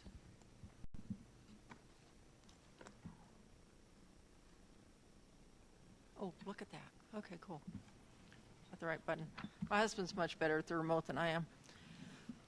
So we're going to look at budgeting for community goals. That's kind of what we're renaming the priority-based results to. Is the or they are? We are. Okay. We are. No. What I wanted to do is make it more community-focused. And when you think about priority-based budgeting and priority this and results, it really doesn't say that. So we're renaming it and looking at priority results to become community goals. And that way the priority-based budgeting is budgeting for those goals. And then we'll have city programs instead of priority-based programs. And there'll be city programs in support of the community goals. So we're kind of wrapping it together and making sure we've got the community focus. Now, one thing I'd like to also make sure that is clear is this is not a separate budget. This is the same budget. We just have 3 facets to this budget. We have, pick one of the lines, we've got the why, and that's the programs. We're the community goals. That's why we're doing this. And we're going to take the same money and we're going to twist it a little different way and say, okay, so how does this align for the who, the department? So we can look at it in a department view. And then we'll take that cube and we'll twist it another way. And we'll say, okay, so what does that mean when I try to look at what we're spending it on, the line items? So we look across the city on the line items. So they really wanted to get the concept across. It's really the same budget. So with that in mind, we're going to try and simplify it a little bit, make it more understandable for not only us, but the community. Right now we have over 800 programs or activities, and we want to take a look at those programs and consolidate them a little bit better to what the community can understand and what they can relate to. So for an example, let's say we still had the fire department here. We had the fire department, and that was a program, and it was rated very high, very important. And then we had another program that says train the firemen, and it was rated really low. And it's like, it's really not a separate program. You can't have a fire department without training the firemen. So it's really a facet of the fire department, not necessarily a separate program. So that's the type of consolidation that we're looking at doing, is just making it more concise. So we're going to also align the programs to the budget available based on those goals. Right now, we leveraged them, at least in the current model, 4 times in some cases to say this piece of money, this activity, this program, it supported the community, the vibrant community, it supported good governance, it supported mobility, and we counted the dollars a few extra times. So when we looked at the priority-based budgeting, which we're calling the budgeting for community goals now, it was 4 times larger than our regular budget. So what we're going to do is we're going to fix that.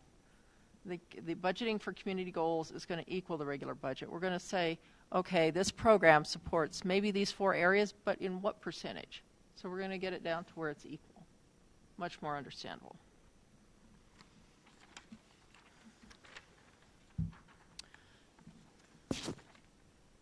So then we're going to look at integrating it in the community goals into the normal budget process. It's not a separate process. Like I say, it's taking that Rubik's Cube and it's just twisting it a different way.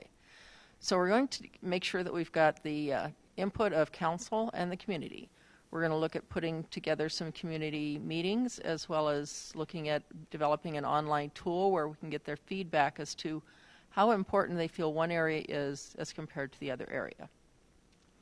We're going to look at aligning the budget with the budget calendar that we've got right now for 2018. And in your packet, as part of the appendix, we had the draft of those 2 budget timelines with the activities that go into them. We're going to look at balancing the community goal budget totals to the functional line items, and that's what I was just talking about, making sure that we're not counting them several times. We'll also bring back the fiscal health and wellness tools so that we can look at assumptions and future trending.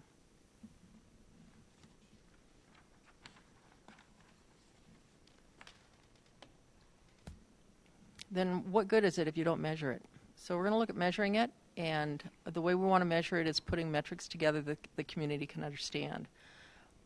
How do we know we're successful in this area? And that's what we're going to be developing. We don't have them yet. We want to make sure that we've got our programs identified first, and then we'll put the metrics together to say what goes with each program. And then we're going to publish these results. There's no secrets here. We're going to maintain the city accountability. We'll have it on the website. We'll be sharing it with you all.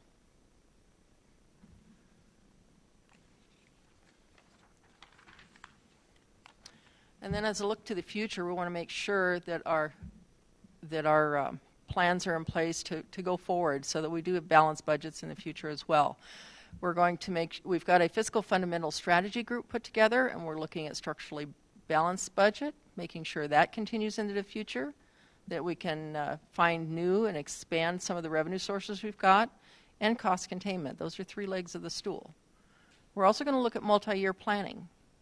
Right now we're looking at the first budget, but it doesn't take that much more to say, well, what's it going to look like the year after? And start there so that we can forecast forward with what we think is going to happen and where we're going to come out, where we need to put our attention. And then we're going to make sure that we've got intentional, regular monitoring and realignment to the community priorities. So we will make sure that we're also keep testing the water and coming back and saying, okay, do we have what you want? Is what you want changing? How do we need to do this? So that's where we want to take it. You have the appendix. I'm not going to go through the actual timelines themselves. There's a lot of detail to them, but I'm sure you've read through, and if you've got any questions, I will be more than happy to answer them. Thank you. Councilmember Barentine, a question? When we originally asked for this, I thought we were going to be finally having the priority-based budgeting, and I was looking for a little bit more substance to this first meeting because it seems like all we've done now is change the title of it, and we're still kind of doing a similar timeline that was last year, that was exactly like the year before, that's not bringing the departmental information to a little bit more scrutiny and discussion that we had kind of wanted. But so the individual department budgets, you wanted to review those? That's what we were promised. Yeah, but that was under priority-based budgeting, and now it seems like all that this is right now is changing the title of it, and I was looking for a little bit more when we're going to get to the substance a little bit more in depth, because it looks like what we're doing is a little bit more focus on reorganizing the goals rather than kind of diving into. So we still have the same goals. They were just called results last time. And what we're doing is taking what we have and making it more aligned, I'm going to say, because we counted the dollars 4 times, and we've got the programs kind of spread out and about, so we want to bring those back in together. I'm not sure it would be valuable. Concern that when we ended up with this being presented, we had expenditures without the revenue side in there, and there was a lot of frustration kind of voiced on the process that we had last year, and now all I'm seeing with this is the big focus on this is that we're changing the name and that we're going to kind of even a different system when we didn't actually tweak the last one for the priority-based budgeting. Hence, when you make the comment, this is our first one, it's been our first one now going on for 3 years, and now we're changing it, and it's still being considered the first budget. We have to get to... Okay. I don't know if anybody else shares my concern, but I don't think this is what I was expecting this to be, because all I'm seeing is a name change on this and still goals being set rather than kind of diving into the real issues that we had with the budgeting process last year. Thank you. Mayor Pro Tem Gillett. Thank you, Mr. Mayor. I believe we still have access to the priority-based budgeting site to see how we're moving along with that, correct? That is correct. You still have access to the RAD tool. And if you look at the calendar, too, the calendar that was included in the packet does enunciate how we're going to dive into this. Again, there needs to be an understanding of the vernacular, the terminology first. I appreciate you wanting to dig into the budget, but one of the reasons that you utilize priority-based budgeting is to not wade into the weeds. It's to talk about philosophies.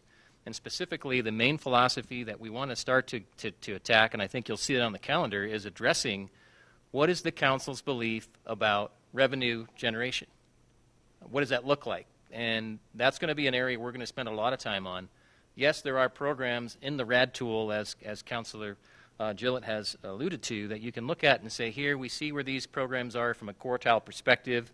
We're not going to continue them. That's work that's ongoing. That's work that's ongoing to staff to perform. What we need from council is understand what level of revenue generation are you willing to support? Because in some instances, we do not have 100% recapture. So, for example, some of our rec programs, for example, only collect 50% or 40%. We want to get a philosophy from council that says that's a policy that thou shalt collect 80% or 90% or 100% if we're going to provide a program.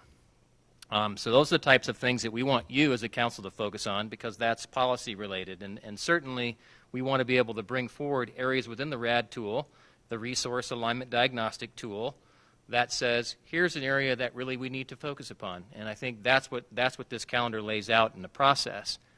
And I think not withstanding, too, wherein we heard criticisms, I think Councilor Barrentine's accurate, was the public didn't feel like they had any part of this particular process. And so we're trying to build that in right now as well by utilizing a couple of different concepts. Our Strategy and Innovation Officer has been putting together an online tool called Balancing Act, where the public can actually log in. And we are going to be tracking people's IP addresses so they can't sit there and keep voting for the same thing every time. But it's actually asking the public to choose how you would balance our budget. How much to public safety or our goals, specifically the goals that we've been talking about. How would you deal with those goals? And so those are things that are coming too. We just weren't ready for that tonight because it's a lot of work to put a tool like that together. So that's going to be coming forward in the coming weeks as well. But I appreciate where you're coming from. You want to sink your teeth into issues.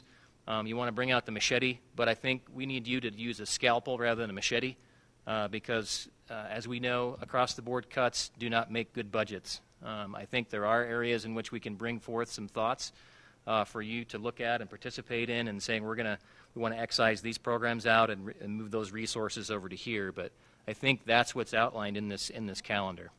And I think, too, when you have a framework that is very widespread across 800 programs that really should be better related, it's going to be very tough to try and make decisions based on that until you can make it more concise. So we want to do the groundwork so that it's right going forward. Thank you. Councilmember Martinez? Yeah, my question might be skipping ahead a little bit, too, but I see the metrics discussion is scheduled for May, and I just had a question about that. And maybe we don't know yet, but is it going to be more, metrics based on specific programs, or under bigger umbrellas, or by departments, or we don't know yet? Our plan is by programs. Okay. So as we have the programs pulled back together in a more understandable manner, we will say, well, what makes them successful? And for like the fire department example I gave you, it's going to be, well, maybe one of the very key things that makes it successful is that training. So it might not be a separate program, but it's going to be a very important facet that we'll want to measure underneath how successful is the fire department. Got it. Thank you. Mm-hmm. Question for you is, what is the community workshop in April? Those are the community meetings that I talked about, where we're getting the community input. There'll be some folks who will want to do it online, and some who will want to show up face-to-face and use stickies or whatever program we've put kind together. Of a work we session haven't designed for the it public, if you will. Basically.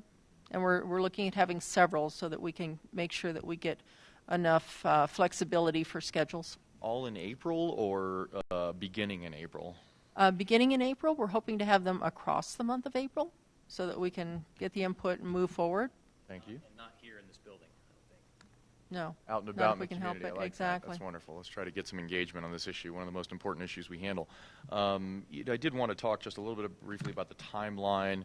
The biggest thing for me is I noticed our workshop was after the public hearing, and in my mind, if we want to have a second workshop, that would be appropriate, but that the workshop should be happening well prior to the public hearing. That way we get all the information and we could get our input totally accounted for prior to the public hearing.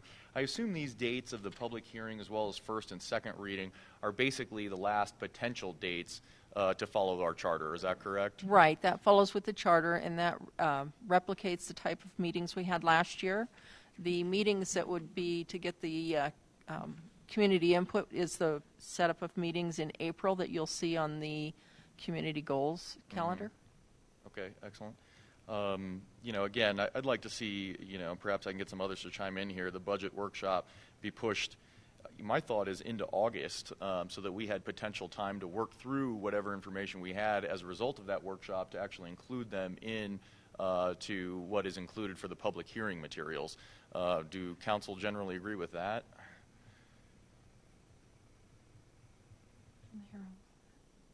Anybody want to weigh in on that issue? Again, I think it makes a lot of sense for us to kind of know what we're doing prior to the public hearing and be able to include all of our thoughts and feedback prior to the public hearing.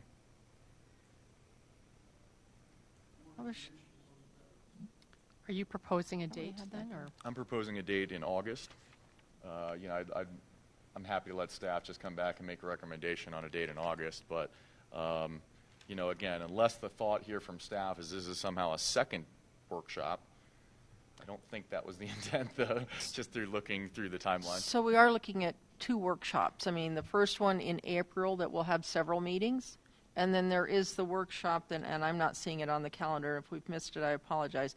It was intended to be right before the hearing, as we did last year, to gather full input and official input on the budget. Great. Again, if there's no major objections, I would suggest that council or staff come back with a date in August that makes sense for that. I'd also recommend that we push up the dates for first and second reading in case there is some issues or changes that we want to make, that we leave ourselves a little bit of time, not paint ourselves and wait till the last potential meeting for that. So I would like to see those built out, a meeting or two in advance so that we've got some wiggle room on those issues if we need to work on those. Councilmember Olson? Are you asking us a question now, or I was going to talk about something else? Yeah, I want to let you finish if you want move our on input. Unless you'd like to discuss something on that issue. No, I agree with you. I think that I think we can step it back a bit earlier would be better in my mind too. But having a budget workshop in April will be a new change to this, which is helpful. My question has to do with just what's been completed. I think I have 3 questions. One is, you had a meeting with the directors, just wondering how that went in your first round. What are you learning from that? And then secondly would be, what do you need from us tonight? Gathering feedback is what we're telling you now. Is that what you're needing? Is there something else specific you want? And then the third one is the Budget Advisory Board and what their role is. I know we're talking about, we've sunsetted, we have a date on that in May, so is this going to utilize them in any way, or so those 3 questions. Okay, let's see if I can remember the 3. The first one was, how did the meetings with the directors go? And we've gone first round with looking at the different programs and how to consolidate them better into something that's understandable. We're in the process of reviewing that right now to make sure that that's what they want, that makes sense, and then we'll coordinate it across the city. So if we have, I'm going to use just a very poor example, I'm sure. Let's say it's just infrastructure or for a department. Let's say it'd be evaluations of people, just the general stuff that you have to do, administration. That we have it called administration across all the departments. So we're working through that process right now. That way we can look at the community and say, for administration, this is what we do for the city. And it's a city view. So we'll be consolidating that way. Those meetings are happening in the next 2 weeks to try and get it to a solid form of this is what we want for programs going forward. The second question had to do with what do we need from you? Basically, we're just giving you information tonight, not looking for feedback until we get some community input and we get to the April point where we can say, really, this is what we have. Now, we will bring our status to you every month, and that's on the schedule here. You can see that. So we'll be going through that. And then the third question, okay, I'm going to lose it. Budget Advisory Committee. We've worked with the Budget Advisory Committee, and they right now are working on a proposal to bring forward what they want to be for you next year if you go ahead and renew their charter. And they're set to sunset in May of 17 or 18? 17. So I suppose we will have to take that issue up prior to then. Obviously, they're penciled in through this process to, give their recommendations prior to our public hearing and other things. So in my mind, this council probably needs to entertain the extension of this sunset provision either during this conversation or at a later date. So if folks want to weigh in a little bit on that, that might be helpful. Do we have a plan in place of how to discuss that or extend that, or are you just going to bring that forward, or any thought on that? We haven't, and actually that is something I'm watching very closely, as that group is very active. I mean, they meet on a monthly basis, and they've just are in the process of completing another brief to you as a council. And I know several of the members raised that issue each of the meetings. What's the council going to do with our sunset? And as been talked about before, it was kind of left open to figure out when that is. So if council would like, we can schedule that for a date certain, so that if in fact the council does want to extend an extension of that board or that commission, we can do that so that don't sunset and go away. Councilmember Yates. All the tools that we're getting in place. Doesn't sound like your mic's on. Maybe you hold that mute button for just a second, or it might have ran out of battery. Red? It wasn't on. With the tools that are being placed, I would be in favor of keeping that board going. They can be a lot of help to the community in explaining how these tools work. They also now have the ability to drill down on things and not just have to take the word of somebody. They can actually do their own investigations. So there. Would you prefer a study session on this topic, or would you prefer an extension simply to come forward to council at a regular meeting? Frankly, I don't think we need a study session. I agree. Councilmember Olson? Did I just hear you say that, Kathy, that there's going to be a formal proposal that they're making right now to talk about what they're talking about that? Because I'd like to give them the opportunity to do that. I mean, given what they're seeing in the process they've been going through with you all, if they have ideas about what they think they can do, now that they understand this process, I'd love to hear that. Be an update, just like we do with other boards and commissions, and maybe that night we decide, should we keep it going or not? Do we have them scheduled for a joint meeting? When is that? I can help you look. I got my cheat sheet here too, I guess. You do think we have May 8th. That's right. going to be right that's too before. late. So Yeah, right we're not unfortunately going to be able to wait for that joint session. Either we can move that joint session forward, or if others want to weigh in, again, like Councilmember Yates, I don't think we necessarily need to spend a boatload of time talking about this. I think a 1-year extension or up to a 3-year extension would be totally appropriate to bring forward in a regular session for us to debate at that time. Others want to comment on that? Again, if I don't hear other comment, I'm going to suggest that we bring forward something at a regular meeting whenever the city attorney's office is ready for that to bring forward an extension. I guess we should probably be clear about how long that extension should be coming forward. I'll suggest at least 1 year, unless others want to get some opinions on the table. Councilmember Yates. Here again, with the tools that we have, I would say at least 5 to 10 years. I'm very comfortable with that. I have no problem making this body permanent. I see a lot of great value in this body, and so in my mind, I would go for whatever term council could pallet. Mayor Pro Tem Gillett? I would like to make this body permanent. Excellent. I would go for that. Does anybody else feel that way? Go ahead, Councilmember Brantine. I don't think we've gotten enough information. I'd like to see the proposal, what they're doing this year and how they're handling this to see, because nothing's changed. We haven't seen any other information come forward. So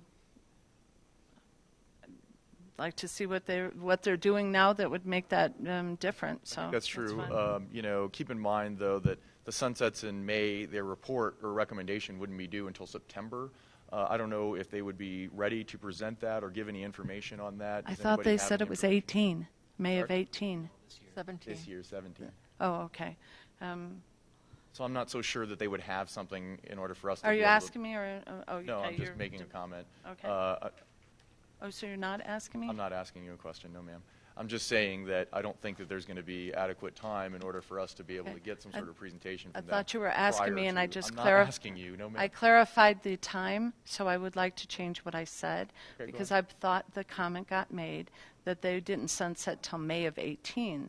So that's why I said I would like to see the report that they brought forward. Since you've clarified that, and I know that it's May of this year, then I would agree with going ahead and extending that to get some idea how valuable it is of what they're doing. Okay. How long of an extension would you like to see, Councilmember Barentine? Do you have any thoughts on that? A year. A year. I'm sorry? I've heard a couple of members say that they would support a year, or I'm sorry, I heard one member say they would support a year. I've heard several members suggest they would support the making this board permanent. Councilmember Olson? I'd like to see eventually it be permanent, but I would also like to I'd like to give them the opportunity to speak to us before May. I would love to see us swap them out with something else in March and put them in on the 27th. And then it sounds like they've been working on something. Let's let them do that and explain to us so that citizens know why we're extending it. Because we've gone back and forth on this. I think you and I have been the most wanting to see this thing go forward. And then it depends on who's here, how we come down on it every time. I don't want to whip them around anymore. So I'd like to give them the right to come and explain what they see given this new process that they can do to help us. And I think they can. So, do others would like to see them come forward for a study session? I guess my question would be, would they be ready to present something in March 27th? I'm seeing some nodding. Councilmember Martinez? Yeah, I would just like to give them the opportunity to put something together and present to us and kind of get their input on what role they'd like to play, whether it be, every couple years we renew them or it be permanent. I would like to get their thoughts on that and their perspective. I think they have a really unique perspective on helping us and also going through this process, how we can better communicate that to citizens, and I think we should take advantage of them. Thank you. Do others support bringing them forward for a study session? Councilmember Yates, are you wanting to come in again? Oh, sorry. Well, I guess I will comment. Yeah, if they want to come and make a little presentation. I know that they want to continue. They like the board to be permanent, at least from what members have told me. Frankly, like I said earlier, with the tools that we've created and the ability to have community involvement, they could play a very helpful role in this and potentially come to some other perspectives other than what we come up with. My preference would be to extend them and meet with them a little bit later in the process. Again, here, knowing that their cycle is set for September, I'm just not sure where they're going to be at in March on those issues and how much they're going to be able to really definitively state for us as far as what their game plan is for their recommendation in September. Councilmember Yates, did you have something else? Well, I kind of see their role changing, just simply because of everything that we're doing, everything that Eric has implemented and staff. So again, it sounds like you're more in preference of something coming forward in another room, or do you prefer the study session with them in March? If they want to do a study session, I'm fine. Thank you. Others want to weigh in on study session or no study session? Study session is fine. I'm hearing some general consensus around a study session in March. Let's try to get them onto the calendar, and we'll kind of go from there. Obviously, Mr. Comer, obviously this is coming forward, so you may want to think about that in preparation for that meeting, just so that there's not a lot of lag time and we don't let them expire. I will have that fully filed. Thank you. Hopefully that one's not too difficult, especially for extending them for a date certain that we could just change that number and get something passed. So, other questions or comments regarding this issue? Now I'll open it more broadly to Director Wrinkle or Mr. Keck regarding the community goals process. Okay. Seeing none, we're going to move on. Thank you for that presentation. Going to move on to Councilmember Choice. Would anybody like to kick us off this evening? I have nothing. Thank you. That makes it easier, Mayor Pro Tem. Thank you. Councilmember Olson? Well, I brought up something via email this week of just wanting to talk about how we communicated, and I think I'd like to hear, are we wanting to do everything in relationship to a performance review on this? Or to me, it's not about performance review, it's about how we communicate with one another and how we use email. And to me, I don't know if that's appropriate to be moving into an executive session. So that's what I just think there's some ways in which we might communicate better via email, and it's lots of I read the emails this last week a little differently than perhaps others did, and I'd like to have us bring it up at some point. I don't think someone's performance review, in my mind, handles what I was concerned about.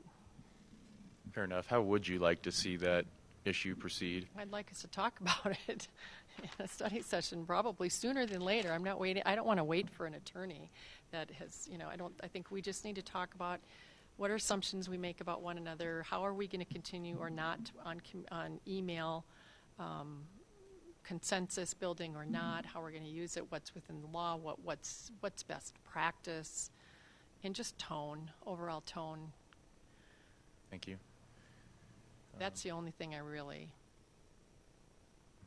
had, I think, yes. Thank you. Councilmember Yates? If it's a conversation on process and how we handle ourselves with emails, I'd be very much in favor.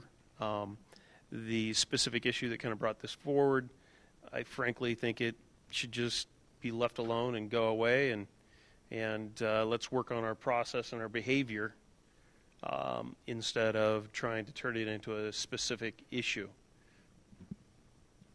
Thank you. Councilmember Barentine? If it gets discussed, then unfortunately the things have to be transparent and open. And I'm not sure that the perception of how it got handled is the best for staff. So I would prefer to go ahead and let that lie, but it's all public information, so it depends. Sometimes in the intent of somebody believing tone is going to go ahead and be some issue they're taking up with a fellow council member, I think that they kind of ignore how that may look for a staff person. And sometimes I think people are just a little frustrated. I would prefer not to make an issue out of something publicly. Unless you want to discuss it publicly, then we will go ahead and do that. But as far as anything with council, I mean, we've already got this so tied in to where certain council members have been discouraged from having private conversations, only certain council members, and other council members have a plethora of private conversations with staff. And so when we're talking about doing a process and procedure, we need to make sure that everybody is handled the same way. And I thought that's exactly what we agreed to do with the city attorney when they came to go over our policies and procedures, so that we're not just handling certain council members one way. And so in an effort to try and make everything very public to all of council, I kind of like that. I kind of like making sure that all of it's very public and upfront, instead of all these kind of private conversations or kind of maybe having certain agendas with council people. So I know that's what I opt for, is to make it as open as possible. This particular issue, I would prefer that the staff that's involved, if they wish it to come forward, I just am not sure that it would be in their best interest either. Appreciate it. Councilmember Martinez? Yeah, we've struggled with communication since we've been working together, and it just keeps coming up, and it's not going away, and I want to do whatever we can to get it together. I mean, whether we just set some ground rules, how we're going to work together, how we're going to talk to each other, what's appropriate in email, what's appropriate for who to talk to what staff. I think we just need to lay it all out there and get all on the same page. And I wish that we would have had this discussion a lot sooner in hindsight based on a lot of the things that have taken place. So I think we should just talk about it and all get on the same playing field. And I don't know that we can wait for our new city attorney. I think it keeps coming up every week, and I think we should probably just get it on the topic pretty soon here, because it's just going to keep snowballing. And so I would like to talk about it, whether it be in general or specific pieces of the communication situation. I think we need to talk about it in public.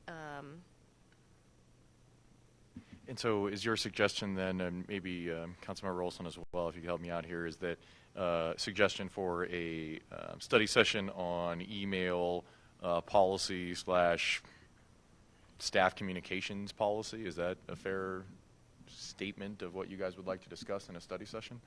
That's what I would like to do. I haven't talked to anybody else on council about this, but I did talk to the city manager when I got some of the emails this last week and said, I read this kind of badly here, and did you read it that way? Because if you didn't, great. If you did, then I would like to bring it up because I think it's a piece of a larger. So that's what I did. I talked directly to the manager, and then I put it out there, but it didn't look like anybody else cared or in the same level. So we'll try to get some I didn't. So I would like to go the route perhaps that Steve is suggesting, and that we go ahead and just reiterate how are we going to talk via email, especially when we're trying to build consensus or taking care of a problem solving together. It's a shift from when maybe the three of us run. We never did anything by email like what has happened in the last several months, and I'm fine if that's what we're okay with. But I would prefer to have some guidelines on it rather than, and tone is a hard one to read in email. It's one of the worst ways for us to, and so it's easy to pick up things. So maybe that's what we need to do, is set up some guidelines for what to and not to communicate via email, because it's so we're able to misread it and misinterpret one another. Especially tone in emails, like you said, with that particular channel of communication. Councilmember Yates. When we talk about the subject, we also need to talk about what if people step outside of the agreed process. Because we do have processes already in place. Our council manual talks about what we're supposed to do, maybe not specifically with email, but there's no consequences when these folks, when a situation has been violated. And I know that's a really dicey subject. That needs to be part of the conversation. And then when we talk to staff, when we talk about a process, we need to also consider there's multiple ways of communicating. I'll be very candid with you. If I had to sit down and write an email every time I had a question and send it out to everybody, a lot of that's not going to happen because, frankly, a lot of my council stuff, I'm driving down the road, taking care of it, getting on the phone, asking quick questions, so on. But in those conversations, we need some guidelines of what is acceptable to be asking or saying. Is it purely a question? That's fine. Are we making accusations? No, we're not. That sort of stuff. Thank you. Mayor Pro Tem Gillett. Thank you, Mr. Mayor, for allowing this conversation tonight. I did not reply to the consensus issue on one of the emails because I was afraid it would be called a meeting.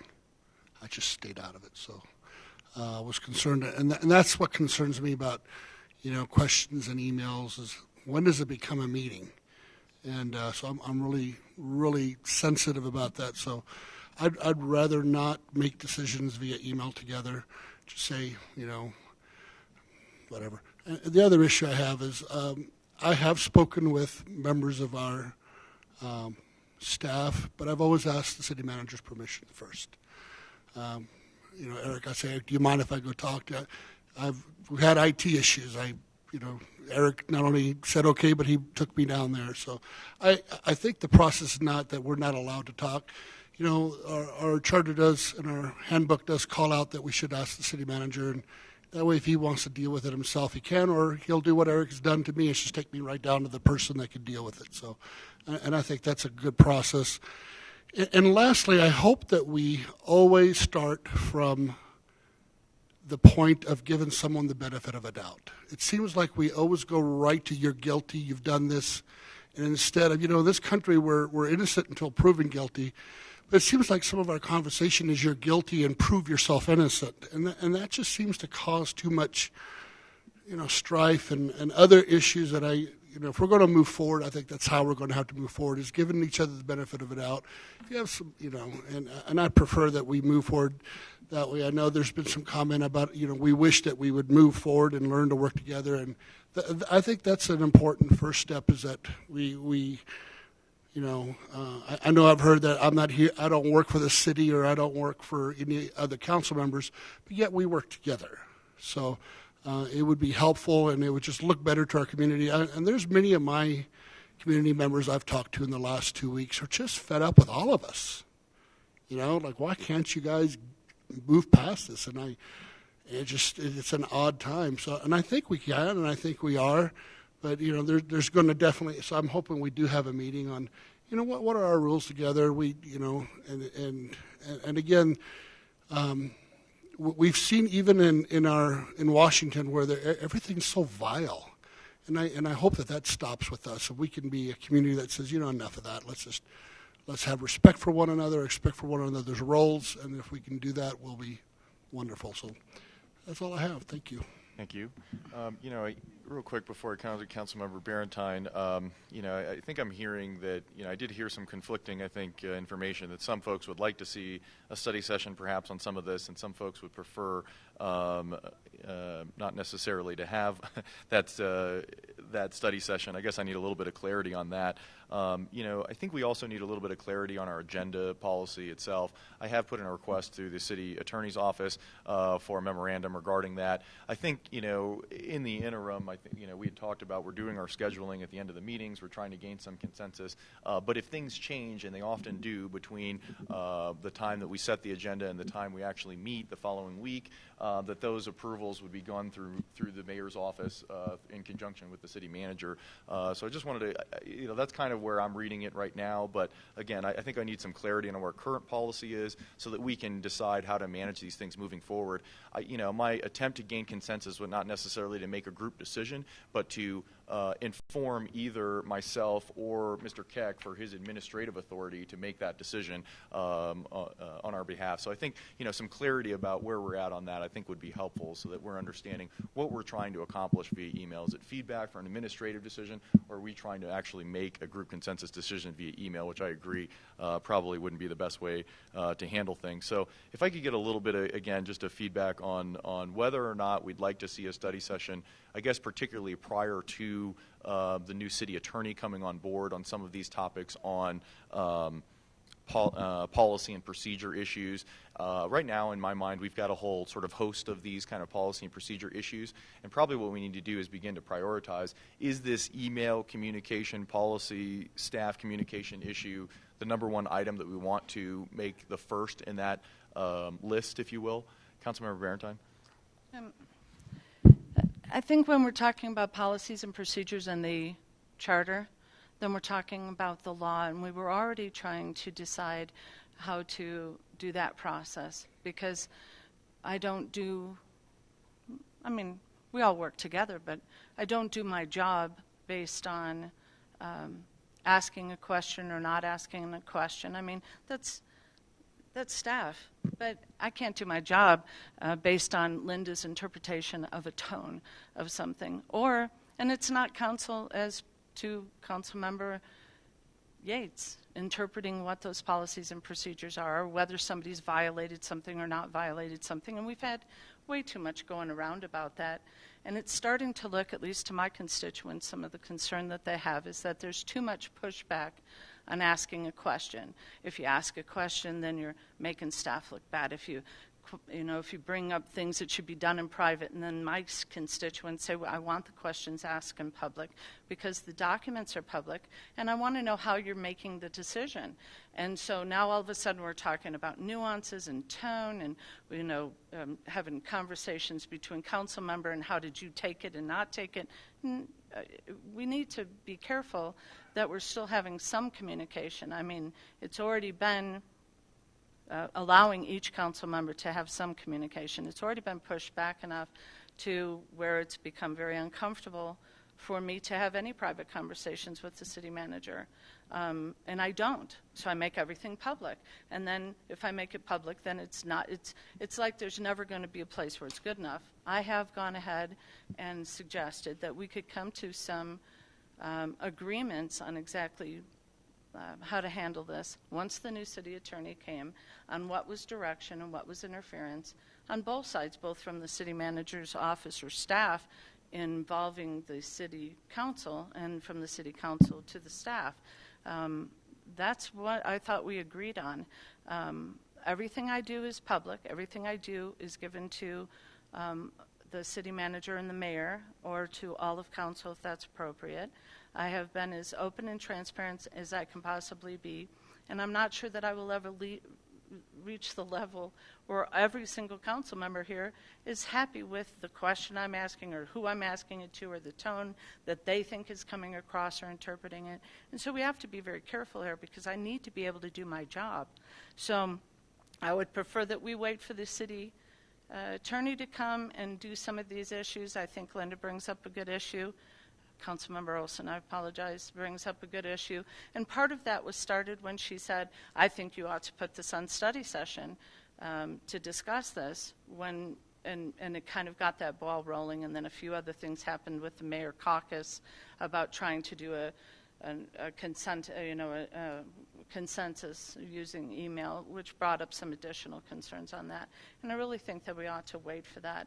I am not interested, and I heard from certainly the mayor and a couple of other people that I think that everybody sometimes may not handle everything as well as they would like to have handled it.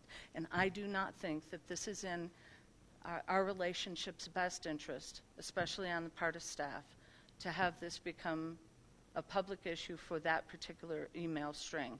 So if we could just go ahead and continue on with waiting till the city attorney comes and having a discussion on how we're doing this, rather than anecdotally thinking that we've got judge and jury in each individual council member to decide that somebody has acted inappropriate and they should have some kind of punishment. We need to have an agreement as a whole unit with some law behind it in some sense, rather than these anecdotal things getting brought up, in my opinion, to just beat up on certain council people because they can. And I don't think it's in staff's best interest at this time. I would be more than happy and was more than happy to talk about it in public. I really just don't think it's a good idea in moving relationships forward right now. Thank you. Councilmember Yates. Okay. First, I don't see any reason why we need to wait till the new city attorney. This stuff is already in our manuals. We need to go through our manuals. We need to understand our manuals and make sure that we all have the same understanding of this. I'm frankly not in favor of changing anything that we do in the charter or the manuals until council is able to follow the rules that we already have. So, what about a review? One idea that would be to do a study session where we're simply reviewing our policy and procedures prior to the city attorney getting here. See if we can come up with some agreement on what these mean prior to arrival. There's I think that would be helpful. No reason why we can't. I mean, we don't have to wait for her. This isn't rocket science, and Dugan's very competent in his ability to help us through these issues and stuff. So I don't see any reason in waiting because all it does is it allows things to fester even longer. And frankly, I got to admit, this meeting tonight has gone extremely well. So I have to say, good job to everybody. So. Appreciate that. So would you prefer then the first study session topic to simply be review, or would you like to say one particular issue, like email or communications would be the priority? Do you have one in mind that we should start with? Currently, I don't have a specific one that I'd want to start out with, but I think this is an ongoing process. This is something that, every study session or whatever, we take 5 minutes. We don't go overboard with this, but 5-10 minutes, and we just cover different aspects. We keep moving through it because everybody does have somewhat of a different interpretation. And this way we can talk about things specifically. We can get the nuances out so we can at least get some agreement as to what that really means. Thank you. Councilmember Wilson? I would agree with that. I think there was a time when I was on KEB where we took the comp plan, and every single meeting we took a section of the comp plan and thought about it in relationship to the goals of KEB. It was really helpful to do that every single meeting, and we may be at a good point to do that together, to just start taking it in sections, and maybe we prioritize it. I think email could be a good one because I am really unclear about what we're doing with email communication right now and what the best practices should be for all of us with that. So I'd love to see that one be first, but I don't know where it probably doesn't really come up in the handbook or anything like that because that's a relatively new area. Right, so maybe that's where, we outline. Pardon? I don't know. Maybe we start throwing out what of our, what would we like, what are our differences of opinions on it, what we'd like or not like, and that might help craft that. But I think your idea is great of going through segments, and I don't think we need to wait. I think it's just a good refresher for all of us, and to say it together and to say, okay, well, what do we mean by that? Because we might disagree in the way we interpret it, and we think we're acting with everybody's agreement, and then we find out we're not. Guessing that probably would be the case, that our interpretation is probably where we're running into some issues here. I'm hearing two members saying that they would like to begin a general review of the policy and procedures prior to the city attorney coming on board. Are you on board with that? Mayor Pro Tem's on board with that? I agree. Okay. Councilmember Martinez? We have some general consensus then to begin with a more general review, leading into our discussion of future study session topics. We can figure out where that lives or where that should go. But right now, I guess I would ask if there's any other issues with this. Thank you. And I think we left off with Councilmember Martinez. That was your choice, correct? It was not, but I don't have anything anything else. else. Have you done your choice? No. Nope. Okay. Great. I only had one item, and that was that on Friday of last week, Eric and I spoke at the South Metro Chamber of Commerce Economic Development Group that met here in this room. Councilmember Barentine was in attendance. Some of our community development folks were there. Councilmember Yates, I was there early. I had to leave, so maybe I missed you. Sorry about that. But it was really a great event, and I think really good FaceTime for us and what we're doing that's really business friendly, as well as just highlighting a lot of those things. I thought that was a great thing, so I just wanted to highlight that for everybody. Move on to city manager's choice. Yeah, thanks, Mayor. Just as a point of clarification, lest anybody leave tonight's meeting thinking that staff is really, creating all kinds of issues with council members, that's certainly not the case. I think the issue here is I have no issue with any council member speaking with any member of staff. All that I ask is that particular council member, or the staff member typically does too, says, hey, council member so-and-so came to talk to me about X. And I'm fine with that, because we want to be open and transparent, and I think, frankly, what we've done as an organization has taken this organization leap years forward with respect to that, and we don't want to be the bottleneck. We want to make sure things get done, and you get the information that you desire and ask for. And certainly we are very adept at answering people's concerns and questions. And, as it's been raised tonight, questions when they're posed, we crank them out. I think what staff that does ask for is that, the questions are done in a respectful manner, and that, again, there isn't an accusation of, hey, you're bypassing the charter or bypassing some rule or regulation. So that's what I'll say about that. Mayor and council, I do wish to enunciate a desire to have some leave here at the end of the month of March. My parents need to go back home to see them. Haven't been there in a little bit, so I'd like to be able to take my daughter's spring break, March 25th through April 2nd, to go and visit with them. My mother has had some health issues and want to make sure that she's doing well. So with that, I just throw that out there as well. Go do it. Thank you. Take care of your family. As far as any other issues, I don't have anything else to report this evening. Okay, do you want to do agenda? I do. So, obviously, next week, the 21st, it's not the council meeting is on a Tuesday, not a Monday. We got a hard copy. Yeah, and as you will see, there is a study session before the main business meeting as well. And the study session's entire purpose is to go over the ULI and City Center report. So, as you recall, some of you did attend the Urban Land Institute's presentation this past fall. I think 3 members of council did. And what we'd like to do is have Development Director Brad Power lead the council through the final report that was issued by the Urban Land Institute as it applies to this area, and specifically from Broadway to Santa Fe, Hamden to Floyd. So that will be conducted ahead of that on the 21st. As for the business meeting, you will see that we're bringing forth a couple of items that typically come around this time of the year, including an IGA for amendment to the Art Shuttle cost-sharing program. We are working with our RTD on that, so you'll have that coming forward. There is a grant of a water service line easement for the Broadway and Acoma Lofts project that goes through the Paseo that would need council's action. We're bringing forth the MOU for the XL Partners in Energy program, as was discussed at the last study session. We're also bringing forth an IGA for the Emerging Leaders Program again. As you recall, we partnered with the Small Business Administration last year, and we had, I think it was 26 people that went through the Emerging Leaders Program. Very successful. We had 3 Englewood businesses, and we wanted to sponsor that again here in the Civic Center for 2017. We're also going to be receiving another grant through the VAIL program, which is Victim Advocates program that helps to fund our victim advocacy for those who are dealing with domestic violence. We're bringing forth a purchase request for a biosolids hauling trailer. Again, this is a cooperative purchase, which is permitted under the Charter's provisions and actually encourages cooperative purchase.